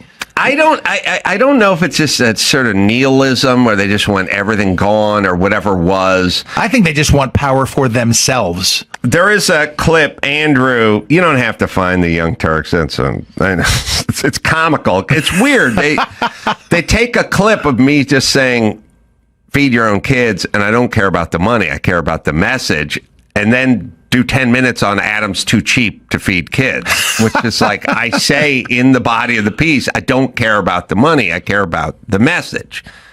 Well, that's too simple. We'll just quote you out of context and make up our own story. Also, so here's I guess what I'm saying is here's the synopsis. The synopsis is Adam Carolla and Dean Cain hate kids, hate women, hate democracy, and love authoritarian dictatorship to live under their rule. Yep, that's the headline. Basic. Oh, and blacks and gays. Of course. We hate them all. And that's the headline. Nobody bothers to read the story, by the way. That's beneficial to me. How? Like, you know what I mean? Living in Los Angeles, I'm scared of people look different than me. In Los Angeles, how would one navigate living in Los Angeles scared of those who look different than them? Impossible, because you have a huge melting pot of every color, creed, religion. Everything is here. Always has been. Right. At least certainly for my lifetime and your lifetime, since we are very close in age. There's no question about it. It's crazy. But people love to, otherize and villainize people right now, especially from the left, on people's opinions they don't agree with. Pragmatically, just for me to be a racist, how would that benefit me? Like, I'm talking to Netflix about doing a show and A&E about doing a show. Now, me being overtly racist, how would it help my relationship with Netflix and A&E in terms of help it in terms of getting on the air? Of course. It makes no sense. Even if I am racist, what's in it for me to be overt about it? Nothing. It makes zero sense whatsoever. But they'll say you're saying it just to be relevant. You're saying it to be controversial and relevant. And you're like, no, this is just opinion. It's a dog whistle. Oh yeah, dog whistle. It's all all my fans are racist. Of course. Now it's everybody. Now it's everybody. You're speaking in code. But you know who can decode that? Tim Waltz. He can speak. He can decode for white dudes or whatever the hell he said. Homes.com. Well, some might say Homes.com is the best shopping site for homes. It may be because they're super comprehensive, transparent agent directory, or maybe it's that Homes.com is the only site that always directly connects you with the listing agent who knows the home the best. Perhaps it's because Homes.com has the most in-depth neighborhood content of any home shopping site that's extensively researched to highlight the personality of each neighborhood. Or maybe it's all the above. That's what I think it is. Homes.com goes above and beyond to bring home shoppers the in-depth info they need to find the right home. Homes.com. That's Homes.com. We've done your homework. This summer, Pluto TV is exploding with thousands of free movies. Summer of Cinema is here. Feel the explosive action all summer long with movies like Gladiator, Mission Impossible, Beverly Hills Cop, Good Burger, and Transformers: Dark of the Moon. Bring the action with you and stream for free from all your favorite devices. Pluto TV. Stream now. Pay never. I love this new world order of bizarre, weirdo, super progressive left-wingers trying to sort of fit in with the aw shucks regular guy. Like, I love when he's like, oh, hey, you caught me. I was gapping the plugs in my international harvester. After that, I'm going to clean my shotgun, which I don't know how to fire. Then I'm going to have a couple Pabst Tall Boys and watch a Ted Nugent concert from '79. Oh yeah, Motor City Man. Anyway, I'm just gapping these plugs. Let me get this feeler gauge, which I'm holding the wrong end of. Yeah. Anyway, let's talk. It's like, what? Someone snuck up on you with a camera while you're gapping the plugs on your international harvester? I got cars. I work on my cars all the fucking time. They're over. I saw a bunch of them over here too. No one has ever snuck up on me. No. Like, I've never been. I got a BRE 510 getting prepped. I'm racing Laguna Seca in a week, but I'm under the hood. But no one's turned the corner with a fucking camera and had me go, oh, I was just jetting the carbs on my 510. What's hey, let's talk. It's horrible social media. Just like Eric Swalwell walking around. Hey, Congressman. Yeah, what's up? Blah, blah, blah. What do you think of blah, blah, blah? Let's cuss a little bit. Oh, I think, Dave, it's insane. It's inauthentic. And that's the whole point. I'm just sitting at my desk eating a taco. Oh, God. Spelled Taco, which is also an acronym we invented 10 minutes ago. God. Trump always chickens out. Yeah, that didn't stick. That's about as good as fetch from whatever that Mean Girls. Fetch ain't gonna happen. We're also working on an acronym that's insulting to Trump that fits into the word burrito and tostada, but we haven't really worked that one out yet. We're also looking for churro. Churro's a tough one. Unfortunately, Clinton starts with a C, so that may be problematic. But for right now, we have taco. Taco's good. And this is good. And I'm just eating this taco when this guy walked into my office with a camera. Later on, I'm going to gap some spark plugs in my international harvester. Eating another taco. And then out bench press Greg Gutfeld. That's right. But then what happened with Trump always chickens out? That was 10 minutes ago. Gone. But what happened? I thought he was a chicken. I Yeah. thought you guys knew something. But he made a deal, and the tariffs worked, and a bunker buster was launched. Yeah, and that changes things. Well, President Trump is working at such a clip that these news cycles that they would normally just harp on for, a month at a time, they can get a week out of, and then he's on to something else. And it's so fast that the mainstream media can't keep up. I love it. Yeah, I tune in every day going like, what happened today? Right. And they're trolling people. Their White House things, their social media people are, you see the one with he's on the roof and he's like, have you seen the Sydney Sweeney ad? He's yelling down to the group. I mean, it's funny stuff. It's funny. And that's one of the things I love to see from you on X is you'll just quote something and just write funny. Right. Because it's funny. It's funny. You don't put any judgment behind it, but it's funny. And it is funny. That was funny. I laughed my tail off. But I do think there's a lot of trolling. Oh, I think he'll go, I'm going to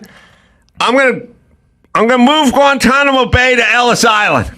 And everyone goes, what? Yes. What? Yeah, we're going to do Abu Ghraib on Ellis Island. Abu Ghraib. Okay. No! I think he's fucking with everybody. Of course he is. But then, meanwhile, he's making a trade deal with China. So, the recent news, I want to get your take on it because it kind of dovetails into this with the whole Howard Stern thing. Oh, yeah. And I was thinking, I used to do Stern many, many times. I did it several times. And I bet you did it many times. Yep. Now, I did it many times, probably more than others, because I would be asked to sit in all the time, which is not necessarily being a guest, but literally sitting in for the 4+ hours, Yep. which was, I guess, I don't know. You know what? You can find out when Jackie left, but when Jackie left, I was offered the Jackie chair. Well, because you and Jackie are very similar. We could be siblings. So I used to do it from LA with a Zephyr, like a Zephyr's like a suitcase. Like it was a crazy. I mean, you have to picture this. So Jackie left in 2001. So I met Howard. I always wanted to do the Howard Stern show, and Jimmy always wanted to do the Howard Stern show, but Howard would go to bed at 8 at night, and our East shows, Coast time. my whole thing was late night stuff and nighttime stuff. So he didn't really know who we were, but eventually somebody told him, you got to book these guys. They're on a popular show. They're funny. You'd like these guys. So we went we were in New York, and we did the show. And Howard really, the thing that's funny about Howard is, he knows comic books and stuff like that, COVID protocol. He's an expert in lots of things. You ask him one question about football or one question about late night, something that's out of his purview, he doesn't know what you're talking about. At all. So he really had no idea who Jimmy and I were, but we sat in for a show, and we had a good time, and at the end of the show, later on that afternoon, Howard called me. He got my phone number, and he just called me, and he just went, I don't know who you are, but I've never met anyone like you. I want you to be part of this show because I'm looking to replace I don't know who you are. Well, he was like, I really wasn't a fan. I didn't really know your work. He was blown away. And I would sound like a douche, but he called me, and that's what he said. Pretty awesome. And he was like, I want you to be part of the show. I don't know where you come from. I really don't know your stuff. And it was clear because I said, no, I can't move to New York. I have a family. I have 3 TV shows and a radio show. I live in LA. I have a house. He was so, I never heard of you. No one else ever heard of you, but you got a gift. So come on down. And there's the Jackie seat. And I'm like, no, I have 5 jobs and I can't do it. Give me the Zephyr. Give me the Zephyr. So we used to do, he'd say, can you sit in? Can you sit in? And the problem was I would finish Loveline at midnight. I did Loveline with you guys. Yeah. Back in the early 1800s. Finish at midnight, and his show would start at 3 a.m. New York time. LA time. Right. And so I would go, all right. Stay up? No, I would drive from Westwood 1 in Culver City, about a half hour, 35 minutes, back to Beechwood Canyon. Oof. I would walk in my front door about 12:30, 12:35. I would sit there. I couldn't go to bed. Nope. I'd drink a glass of wine and watch Sports Center. Which is nice. Then at 1:15 or 1:30, I would go to bed. Oh, gosh. For about 50 minutes. Oh. I would get up. I would drive back to Culver City. Oh. It'd be pitch black. That's painful. And I'd walk in there in about 45 to 50. I mean, the most I could sleep was an hour because mathematically it wouldn't work. Be all screwed up. And I would walk in there and I would sit in for 5 hours. Oh, my gosh. And at some point, I'd start hallucinating because I wouldn't even know where I was. And I'd be sitting there like in this studio that was empty. And like every once in a while, I'd hear 4 hours in, you'd hear Howard's voice go, "Adam, what do you think?" And I'd be like, I'm having a dream. I'm on a construction site. I'm driving my truck. I'm listening to Stern on the radio, and he's talking to me. I was like hallucinating. Of course. And then I would leave it. We'd be done at 8 in the morning. Oof. And then I would just sit in traffic from Culver City back to Beechwood Canyon, literally hallucinating. Like I don't. Everyone else is honking and up and stuff, and it's light now. Ouch. And I did that all the time. Ugh. And then eventually I said, I got to do it from my house. Yes. Zephyr. They got me a Zephyr, which is, suitcase, and you plug it into the phone line. And wow. I just sat in my office. And perfect, though. It saved you some time. I had no acoustics. Oh, God. And it was an old house with hardwood floors and stuff. I sat under a ceiling fan. I draped thick sheets over the ceiling fan. I pinned them to the ceiling fan and draped them out like a canopy, and I would go into it like a tent. Little teepee. And made a little tent. Yeah, I made a little sheet teepee, and that would pick it up. Wow. You and Elizabeth Warren make that teepee. That's right. Was she in there with you? No, she wasn't. Oh. Okay. She could have taught you how to build one, from scratch. Oh, my God. Lean-tos, teepees, wigwams. I mean, she does them all, man. Well, she's. But she wants a lot of wampum these days. She wants much wampum. Much wampum. Well, see, that is a grueling schedule. I can't. And I wouldn't move to New York either. So bless you for doing that. But man, that's exhausting. Yeah, I did it, and then I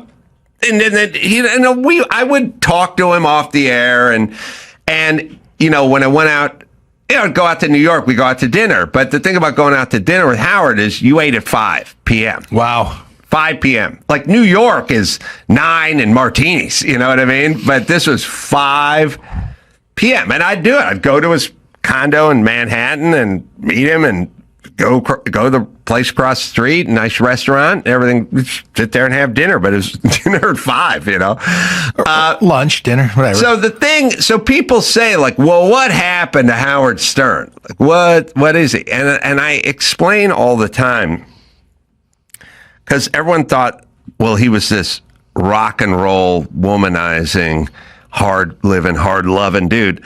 That's never who he was. He went to bed at 8 every single night. Wow. Every night. How can you be a rock and roll hard? What time do you think the club's close? 7:30 at night? But every single time. I mean, this is 20 years ago. I'd go 5 o'clock dinner. I'd go, I gotta go to bed at 8. Go to bed at 8. That's pretty straight laced. He was a business guy who was a radio guy. The rock and roll bad boy, that's all facade. He was married. He had kids. He's a family guy. He's a kind of conservative Jewish guy who's a worker. You know what I mean? He's a businessman. That was part of the facade, but that's not who he is. Yeah. So then later on, it's like, what happened to the old Howard Stern? Well, this is the old Howard Stern, the COVID warrior who's worried about germs and worried to leave the house and catch COVID and stuff. That is who that guy is. That's who he was. But he's behind the facade, of course. I always felt like he was. It was kind of like Sean Penn, always wanting to be a contrarian. Mm-hmm. Like he would just say something to get you to respond or say some outlandish thing. An agitator. Yeah, an agitator. Great word. Right. Yeah, but then it became, well, I guess you're on long enough, your true opinions come out, and he has certainly shifted. You see it all over. People are yelling about, how he got canceled or how it's over now, and he used to be so edgy. And, I'm no expert on Howard. I was on the show a couple of times, and I enjoyed it. But I also knew that when he would ask something that I didn't want to answer, which was, a lot of sex questions and who'd you date and blah, blah, blah, I would just go quiet and kind of go, well, because he'd keep it going. So we just kind of moved past it, which was good, because I didn't want to answer a couple of those questions. I get it. But I enjoyed doing the show then, and I just stopped listening, to be honest. The last few years, I haven't heard much of it. Yeah, well, he's a businessman, and that's more who he is. He's a radio guy who's a business guy. He's not. He did some good business. Rock and roll bad boy. Yeah, and I liked him, and I agree that, a certain point, somewhere around Obama, certainly with Trump, and my thing was, I could have still come on the show, even if we disagreed, but that's not how that side of the aisle rolls. No. There is no mas in the coming on, and it's that way with everything, with films, Oh, God. Oh, yeah. Could Film, you imagine television. getting a film into Sundance? Oh, now? No way. No way. Not in a million years. I would have to change I would have to, recredit myself, AI change my face. It's funny. I came across a mug that somebody, so years ago, first off, I knew everything before anyone else knew anything. I knew this was all going this way, and I knew I make documentaries and movies sometimes, but there's going to be no son. I could make a movie called Harriet Tubman's Revenge, where she came back as a superhero and killed all the white people, and they wouldn't let it in. Not if it had your name on it. Not if it had my name on it, but 10 years ago, I knew it was coming, and I said, I was sitting around with my wife and her girlfriend, and I said, if I want to get into Sundance, I can't have my name, because that's a man show douchebag. I said, I got to come up with a name. I said, I'll just invent a new name. And Yes. I said, Jules Dash. And my wife's friends said, Jules Dash? Who knows? I don't even know if that's a man or a woman. Exactly. Exactly. Jules Dash, a lot of scarves, tinted prescription glasses. Absolutely. Perfect, right? Dead on. Johnny Depp-esque, lots of jewelry. Perfect. And a Jules Dash. And you'll get in a heartbeat and get nominated and possibly win Sundance. Well, Jules Dash wouldn't get me in, but it would stop you. It would make it based on the merit of the work, and the work is good, so then I would get in. Exactly. All right, Dean, hang with us. We're going to do some news. Is Yes, that sir. okay? News is good. I'd like to hear what's going on. Alicia Krause is going to come in. We'll do that right after this. O'Reilly Auto Parts. Yeah. Want to keep your car on the road? Well, that's their business. O'Reilly Auto Parts. O'Reilly Auto Parts offers friendly, helpful service, parts, and the knowledge you need to maintain and do repairs. And the last 2 weeks, I got a battery jumper box from O'Reilly. I got the sawdust you throw down to sop up all the hydraulic fluid. Had a hose bust on a hoist. Now I got the water wetter, getting ready for the race car. Got to put it in the radiator. So, whether you're a car aficionado or an auto novice, you'll find the employees at O'Reilly Auto Parts are knowledgeable, helpful, and best of all, they are friendly. So, stop by O'Reilly Auto Parts. Do it today, or you can visit us online at O'ReillyAuto.com/Adam. That's O'ReillyAuto.com/Adam. Select quote. Well, if you're like me, you wish you'd grab some of that Bitcoin when they're selling it for a nickel. Yeah, not paid for 4 years of finding yourself. Let's say that'd be college. I didn't go to college, let's be honest. But you did. Should have grabbed that bit. We don't have to let FOMO mean missing out on real protection. That's where Select Quote comes in. Life insurance. It's like a parachute. If you need it and don't have it, there's no second chances. Or think of it as a bodyguard for your bank account after you're gone. This is something you want to get right and fast, and won't be cheaper tomorrow. You could get coverage the same day, up to $2 million, sometimes with no medical exam. Bottom line, SelectQuote makes life insurance simple, even if you've never thought about it before. It's SelectQuote, right, Dawson? Life insurance is never cheaper than it is today. Get the right life insurance for you for less and save more than 50% at selectquote.com/Carolla. Save more than 50% on term life insurance at selectquote.com/Carolla today to get started. That's selectquote.com/Carolla. It's time to check Adam's voicemail. Hey, Tim from Poplar Grove Airport here. I saw the Sydney Sweeney ad on Daily Wire, and I am outraged for one reason that nobody has mentioned, and I think you're going to agree with me on this. The part where she peels away in the Mustang was obviously edited, and the editors put smoke coming off the front tire of a Shelby Mustang from 1965. Completely unacceptable. You can leave us a message at 888-634-1744. It irked me as well. I bit my tongue, but yes, all that stuff bothers me. I don't like. Get some better editors in there. The problem with the editors, there's no car guy editors, you know what I mean? So they just smoked up the front wheels. The things that AI cannot fix. Yeah, it's a rear wheel drive car. So anyway, 65 Mustang, good car. I love that's what you took. I love that the caller took that out. That's their exception. I'm bad. Look, in War of the Worlds, Tom Cruise had a fastback Mustang as well, and he was rebuilding the engine in his kitchen, and he's like, I got a new 302, and I was like, it's a 289. the 302 is for the boss. You have the model before that. You should be rebuilding a 289. So what we're realizing is that you need to have some contract with studios or production companies that come to you to run all the car stuff by you. Absolutely. Before they put anything out in the public. They can run the car stuff by me, but they can run the Dean Cain stuff, football stuff could be run by Dean because technical advisor. In Ghost Rider, Nick Cage was going to jump 300 feet field goal to field goal.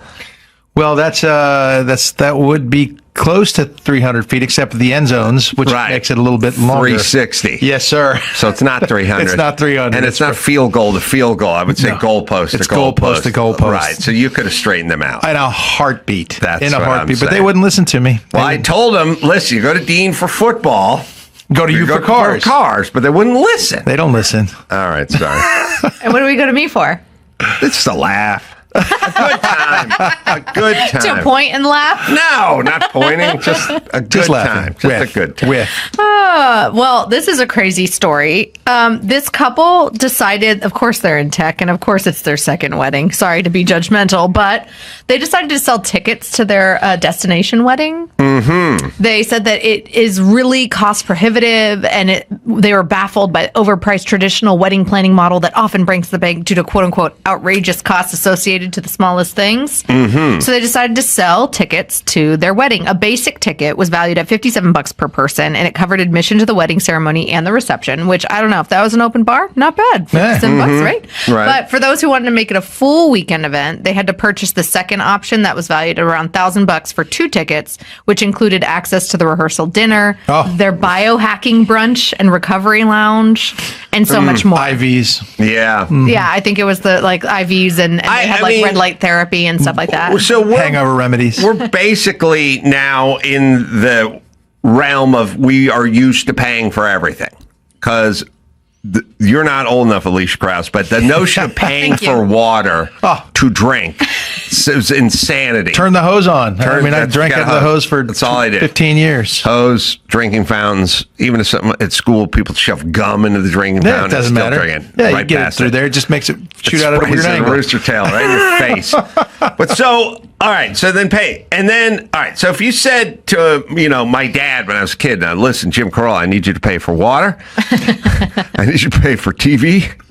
I need you to pay for something called Sirius Satellite XM radio. That's going to be a premium. You want the Stern package? That's going to cost a little bit more. Not for long, but it's going to cost a little bit more. My dad would have won and you got to pay for education and braces. He would have went like, what the? No. Yep. No. What about parking? Parking is the thing that irks me the most. Yeah, there didn't used to be any sort of parking for anything. Yeah. No way. Yeah. City parking, street parking. You have to go swipe your. By the way, for me, it's not the money. Like I told you, I went to the Michael Madsen wake last Friday, and the theater has like a lot behind it, and I pulled in, and it was like, this is pay parking. There's no attendant. Use your phone and hit the computer thing on the thing, and then that'll download. And I'm like, I'm going to fuck this up in ways. My car's going to be on a tow truck when I come back out of this. I don't know how to do this. I'll happily give you $5, but I don't know. But there's no person there to take the $5. There's nobody there. I just got back in the car, backed out, and I drove a half mile away and just parked on the street somewhere. Safe. Yeah, because at least I know. You didn't have to buy a ticket to the wake, though, right? Like the wedding. Oh my gosh! I'm just saying. Would you do that? There was an upgrade for the open casket, though. I mean, it was an upgrade, and I paid. It was a premium. They called it a premium. It's worth it. I mean, I could honestly see. So their thing is like people are starting their marriage and their life together, like with so much debt. Yes. And I'm like, well, then don't budget. I feel like this is I think if you are a renter, we should limit your marriage, your wedding to like $7,500 or something like that. You have to have a cutoff. I don't want you spending $50,000 and renting an apartment. Like I want that money going to a down payment somewhere, and condo, actually, something. I actually would be, when my husband and I got married, we registered for furniture, and we were like, we don't expect anybody to buy us the Crate and Barrel couch, but money towards the couch would be nice. Hey. And people did it. Yeah. And I feel like these people are like, do you not have friends that care about you? Because like part of a wedding registry is to help you get started. Is to help you get started. Yeah, and I'd I rather agree. give somebody money to go towards buying a house because that is their greatest future denominator of not ever being in poverty ever for them and their children. Like, why don't we just tell people buy a house and not have like a $500,000 wedding? I knew someone who was getting married who like had a fixer-upper kind of starter house, and I said, well, instead of a crock pot and an air fryer and bedding, get a bid for your deck, $5,000. And have everyone go in on your deck, and then you get a deck I love that out idea. of this thing. And Or have them all come help make the deck, like the Amish. If you got a lot of Amish friends, invite them over, or invite Adam over. You see the movie Witness? Oh yeah, a bunch of guys with Mennonite beards show up. Hey, they'll pick up an entire house and move that sucker. You see what the Amish did during the North Carolina stuff? Those guys are unbelievable. I mean, they used to do that in the olden days, though. Yeah. Like Little House on the Prairie times. It's like that couple's getting married. We're gonna go. Everybody's gonna go frame their house. That makes sense. I Instead of having a agree, but this is $500,000 wedding. L.A. Got a bunch of lame gay producers and stuff. They don't know shit. God, do they not know anything? So we need Adam to be a consultant on car supervise. things and also be GC. My thing is you get all your Dumbo friends to contribute to the deck. I'll GC it. You know what I mean? We'll pull a owner operator permit. And then and by the way, I'm good for $85 an hour. So if I put in an afternoon, then we're square. I don't have to. That's my contribution to the deck right there.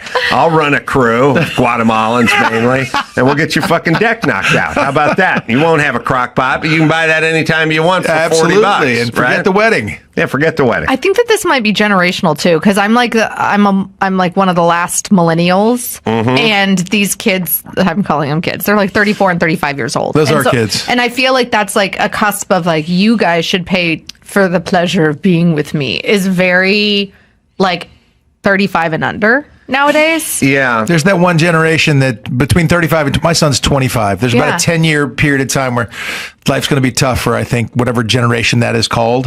That's because they're getting tougher now. Yeah. But there's a how you have classes like, at a football team, that class of 88, which I was. Don't even tell me you weren't born yet, because I know. But I was 2. Okay, thank you for that. That's great. You have great classes. Class of 88, we had a great strong class. Right. Class of 87, sorry guys, they just weren't that good. And you have different years that are great, and so maybe you get a good class. Maybe you don't. Well, anyway, I know. First off, anyone can do whatever they want because there's no more rules and no more judgment. And I don't like that society, but that's where we're at. So I don't care, but I wouldn't do it that way. Shopify. Well, starting a business, it can be intimidating. Shopify is the commerce platform behind millions of businesses around the world and 10% of all e-commerce in the U.S. from household names like Mattel and Gymshark to brands just getting started. Brands you're going to know soon. Get started with your own design studio with hundreds of ready-to-use templates. Shopify helps you build a beautiful online store to match your brand style. Get the word out like you have a marketing team behind you. Easily create email and social media campaigns wherever your customers are scrolling or strolling. And best yet, Shopify is your commerce expert with world-class expertise in everything from managing inventory to international shipping to processing returns and beyond at Shopify. Right, Dawson? Established in 2025 has a nice ring to it, doesn't it? Sign up for your $1 per month trial period at shopify.com/Carolla, all lowercase. Go to shopify.com/Carolla to start selling with Shopify today. Shopify.com/Carolla. Speaking of money, my family this fiscal year has not spent $207,500.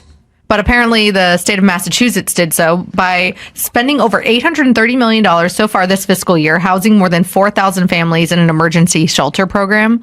It's Democratic Governor Maura Healey there, and she's actually said that they're like ending this because they cannot, alas, they cannot afford it anymore. Shocker. Yeah, look, okay.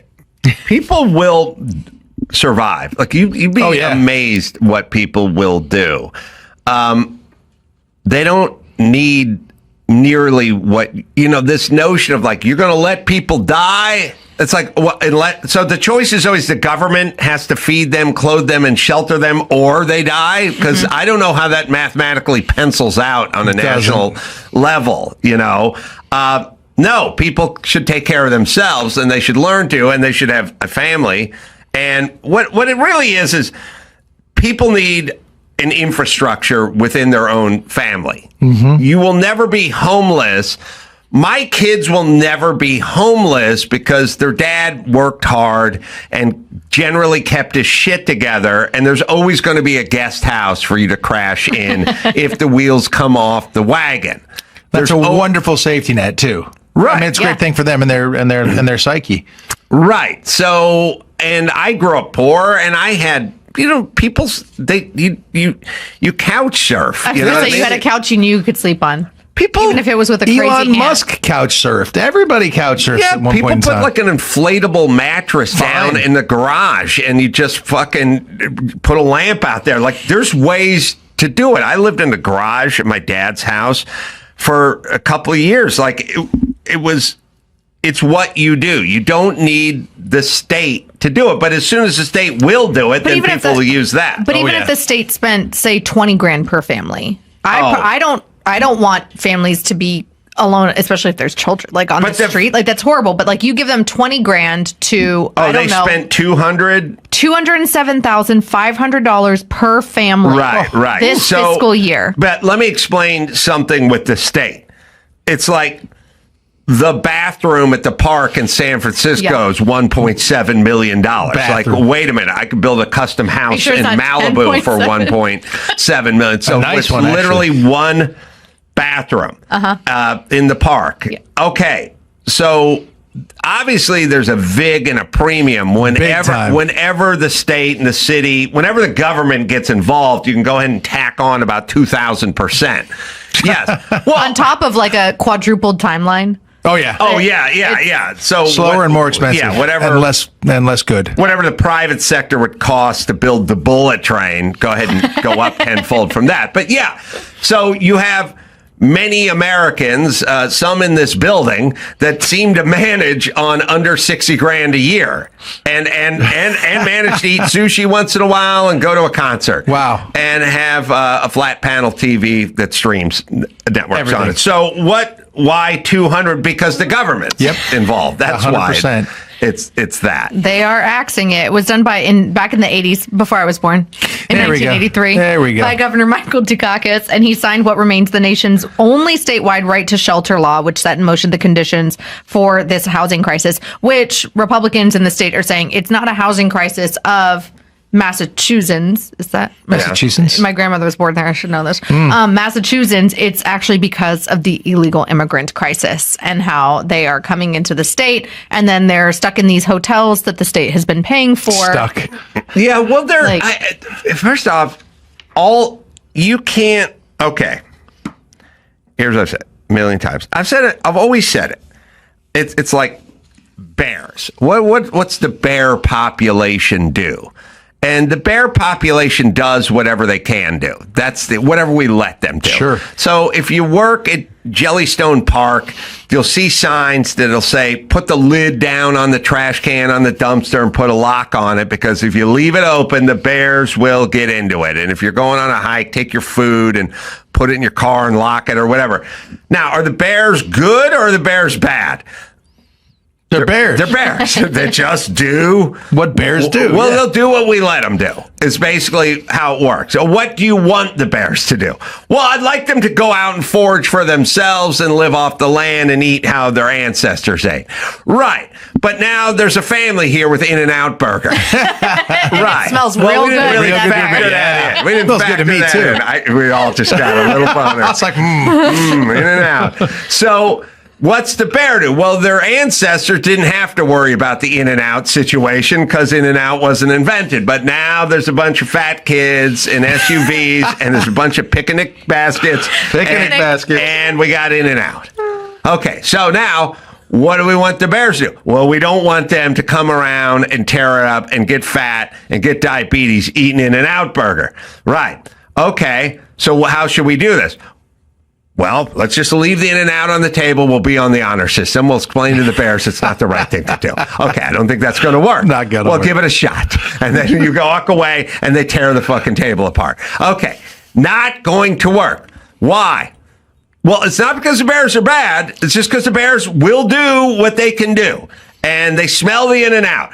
People are exactly the same. They will do what we let them do. If you want them to work, then don't give them free shit and they will work. If you'd like them to find shelter, they will work. They will get roommates. They will find shelters. They will use futons. They will figure it out. Or you can provide a bunch of free In-N-Out Burger, but you're going to get a lot more bears. Yes, you are. You keep whoever the campground is that provides the most free In-N-Out Burger, word will get around in the bear community and you will attract the most bears. 100%. The picnic table that is responsible, puts the food away, locks it up, locks the dumpsters. Bears get the message, good and bad. No bears over at that campground. That's how we do it. California is a picnic table filled with In-N-Out Burger. Absolutely. And so we get the most bears. But whatever blue, progressive, sanctuary city, whatever, the bears go where the getting's good. Mm-hmm. And so do human beings, and basically so do cats, so do all species. We just wander. If you're a cat, you go to where the saucer of milk is. If there's no saucer of milk at that house, but there's one at that house, then I'm going to end up there. And guess what? Tomorrow there's going to be 5 cats. And a week from now, it's going to be 100 cats. Because that's what we do. Because they're all going to have babies. That's what we do. So understand how that works and act accordingly. The blue states go, look, those bears need to be treated with dignity. Those bears need a seat at the picnic table. Those bears are hardworking. No bears illegal. I go, all right, you're just going to get more fucking bears and more fucked up they were stuff. probably indigenous to the area. Of course, those too. bears were here first. It was their picnic table until the white man showed up. The headline to this piece will be Adam Carolla compares illegals to animals. Mm-hmm. That's it. What a They need to horrible be stuffed and mounted.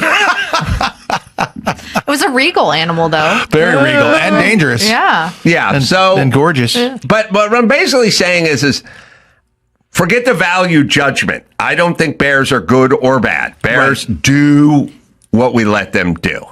It's easier to go to the dumpster and tear that apart than it is to hunt or forage. Agreed.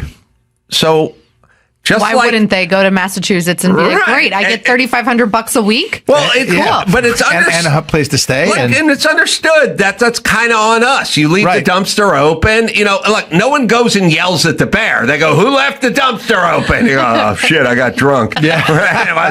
The last thing I threw out was a bottle. I threw out a 6 or Strohs, and all right, it's the guy who didn't do. Okay, so politicians are in charge of the dumpster. Shut the lid and be responsible, or not. You can be Ron DeSantis, who shuts the dumpster, or you can be Gavin Newsom, who leaves the dumpster open and then wants to know what's going on with the dumpster. Yeah. Oh, he drove me out of California. I live in Nevada now. Those horrible policies drove me out of here. And I love this state. Most beautiful state in the union with everything. Can't be here. And every time I come back, like even today, it just kind of gives me a weird feeling, like I'm angry about it. I feel like I'm under the thumb of Gavin Newsom, not Newscum. I won't call him that because apparently his kids listen to it on the radio. But it's awful. I always compare him to Patrick Bateman from American Psycho. He looks like him. He feels greasy like that to me, and it's terrifying. So I couldn't be here anymore in this beautiful, wonderful state because it's horribly run, because they let the bears just go nuts and eat everything, and they feed them and they get surprised that there's more bears. You know what would soothe that fresh wound on you, Dean Cain? A little in and out, bro. Oh, yes, sir. As a matter of fact, it would. But you got that shit in Nevada now, right? Oh, yeah. Well, because In-N-Out's getting run out of California, like everything else. Their headquarters is still going to be here. Well, they're going to change that in time, too, I'm sure. Think? Well, look, the corporate tax rate is so much better. And I know. Everybody, look, businesses are in the business of making money. So where's your allegiance? I don't have. We have allegiance to making money. Line. Yeah, that's 100%. That's the bottom line. All right, we'll cut the show a little bit short today because I got to travel, and it just turned into a cluster. Don't check your ribeye. Don't check the ribeye. Where's the ribeye? Don't remember you lost your ribeye in Minnesota because it was in your luggage. When you said check it, I thought you meant. Like, don't look at it. Yeah, you would check bag ribeye. No, that's on the way back. But I do have food in the back of my car. He does. It's a whole thing. Wow. Yeah, well, I'm the dumpster and the bear in this equation. All right, tonight I'll be in Portland, Helium, doing shows over there, a couple shows, maybe a few tickets left as well. You can go to adamcarolla.com for all that. Dean Cain, everyone. Little Angels is the name of the movie. Angel.com, Angel Studios, good dudes, Provo, all that, Dry Bar, love all that show. Alicia Krause, Op-Ed Weekly in the Washington Examiner. Yes? Yes, sir. Really good. Dean, always great to see you, my friend. Adam, a pleasure. Travel safely. God bless you, my friend. Thank you. And until next time, it's Adam Crow for Alicia Krause and Dean Cain saying, Mahala.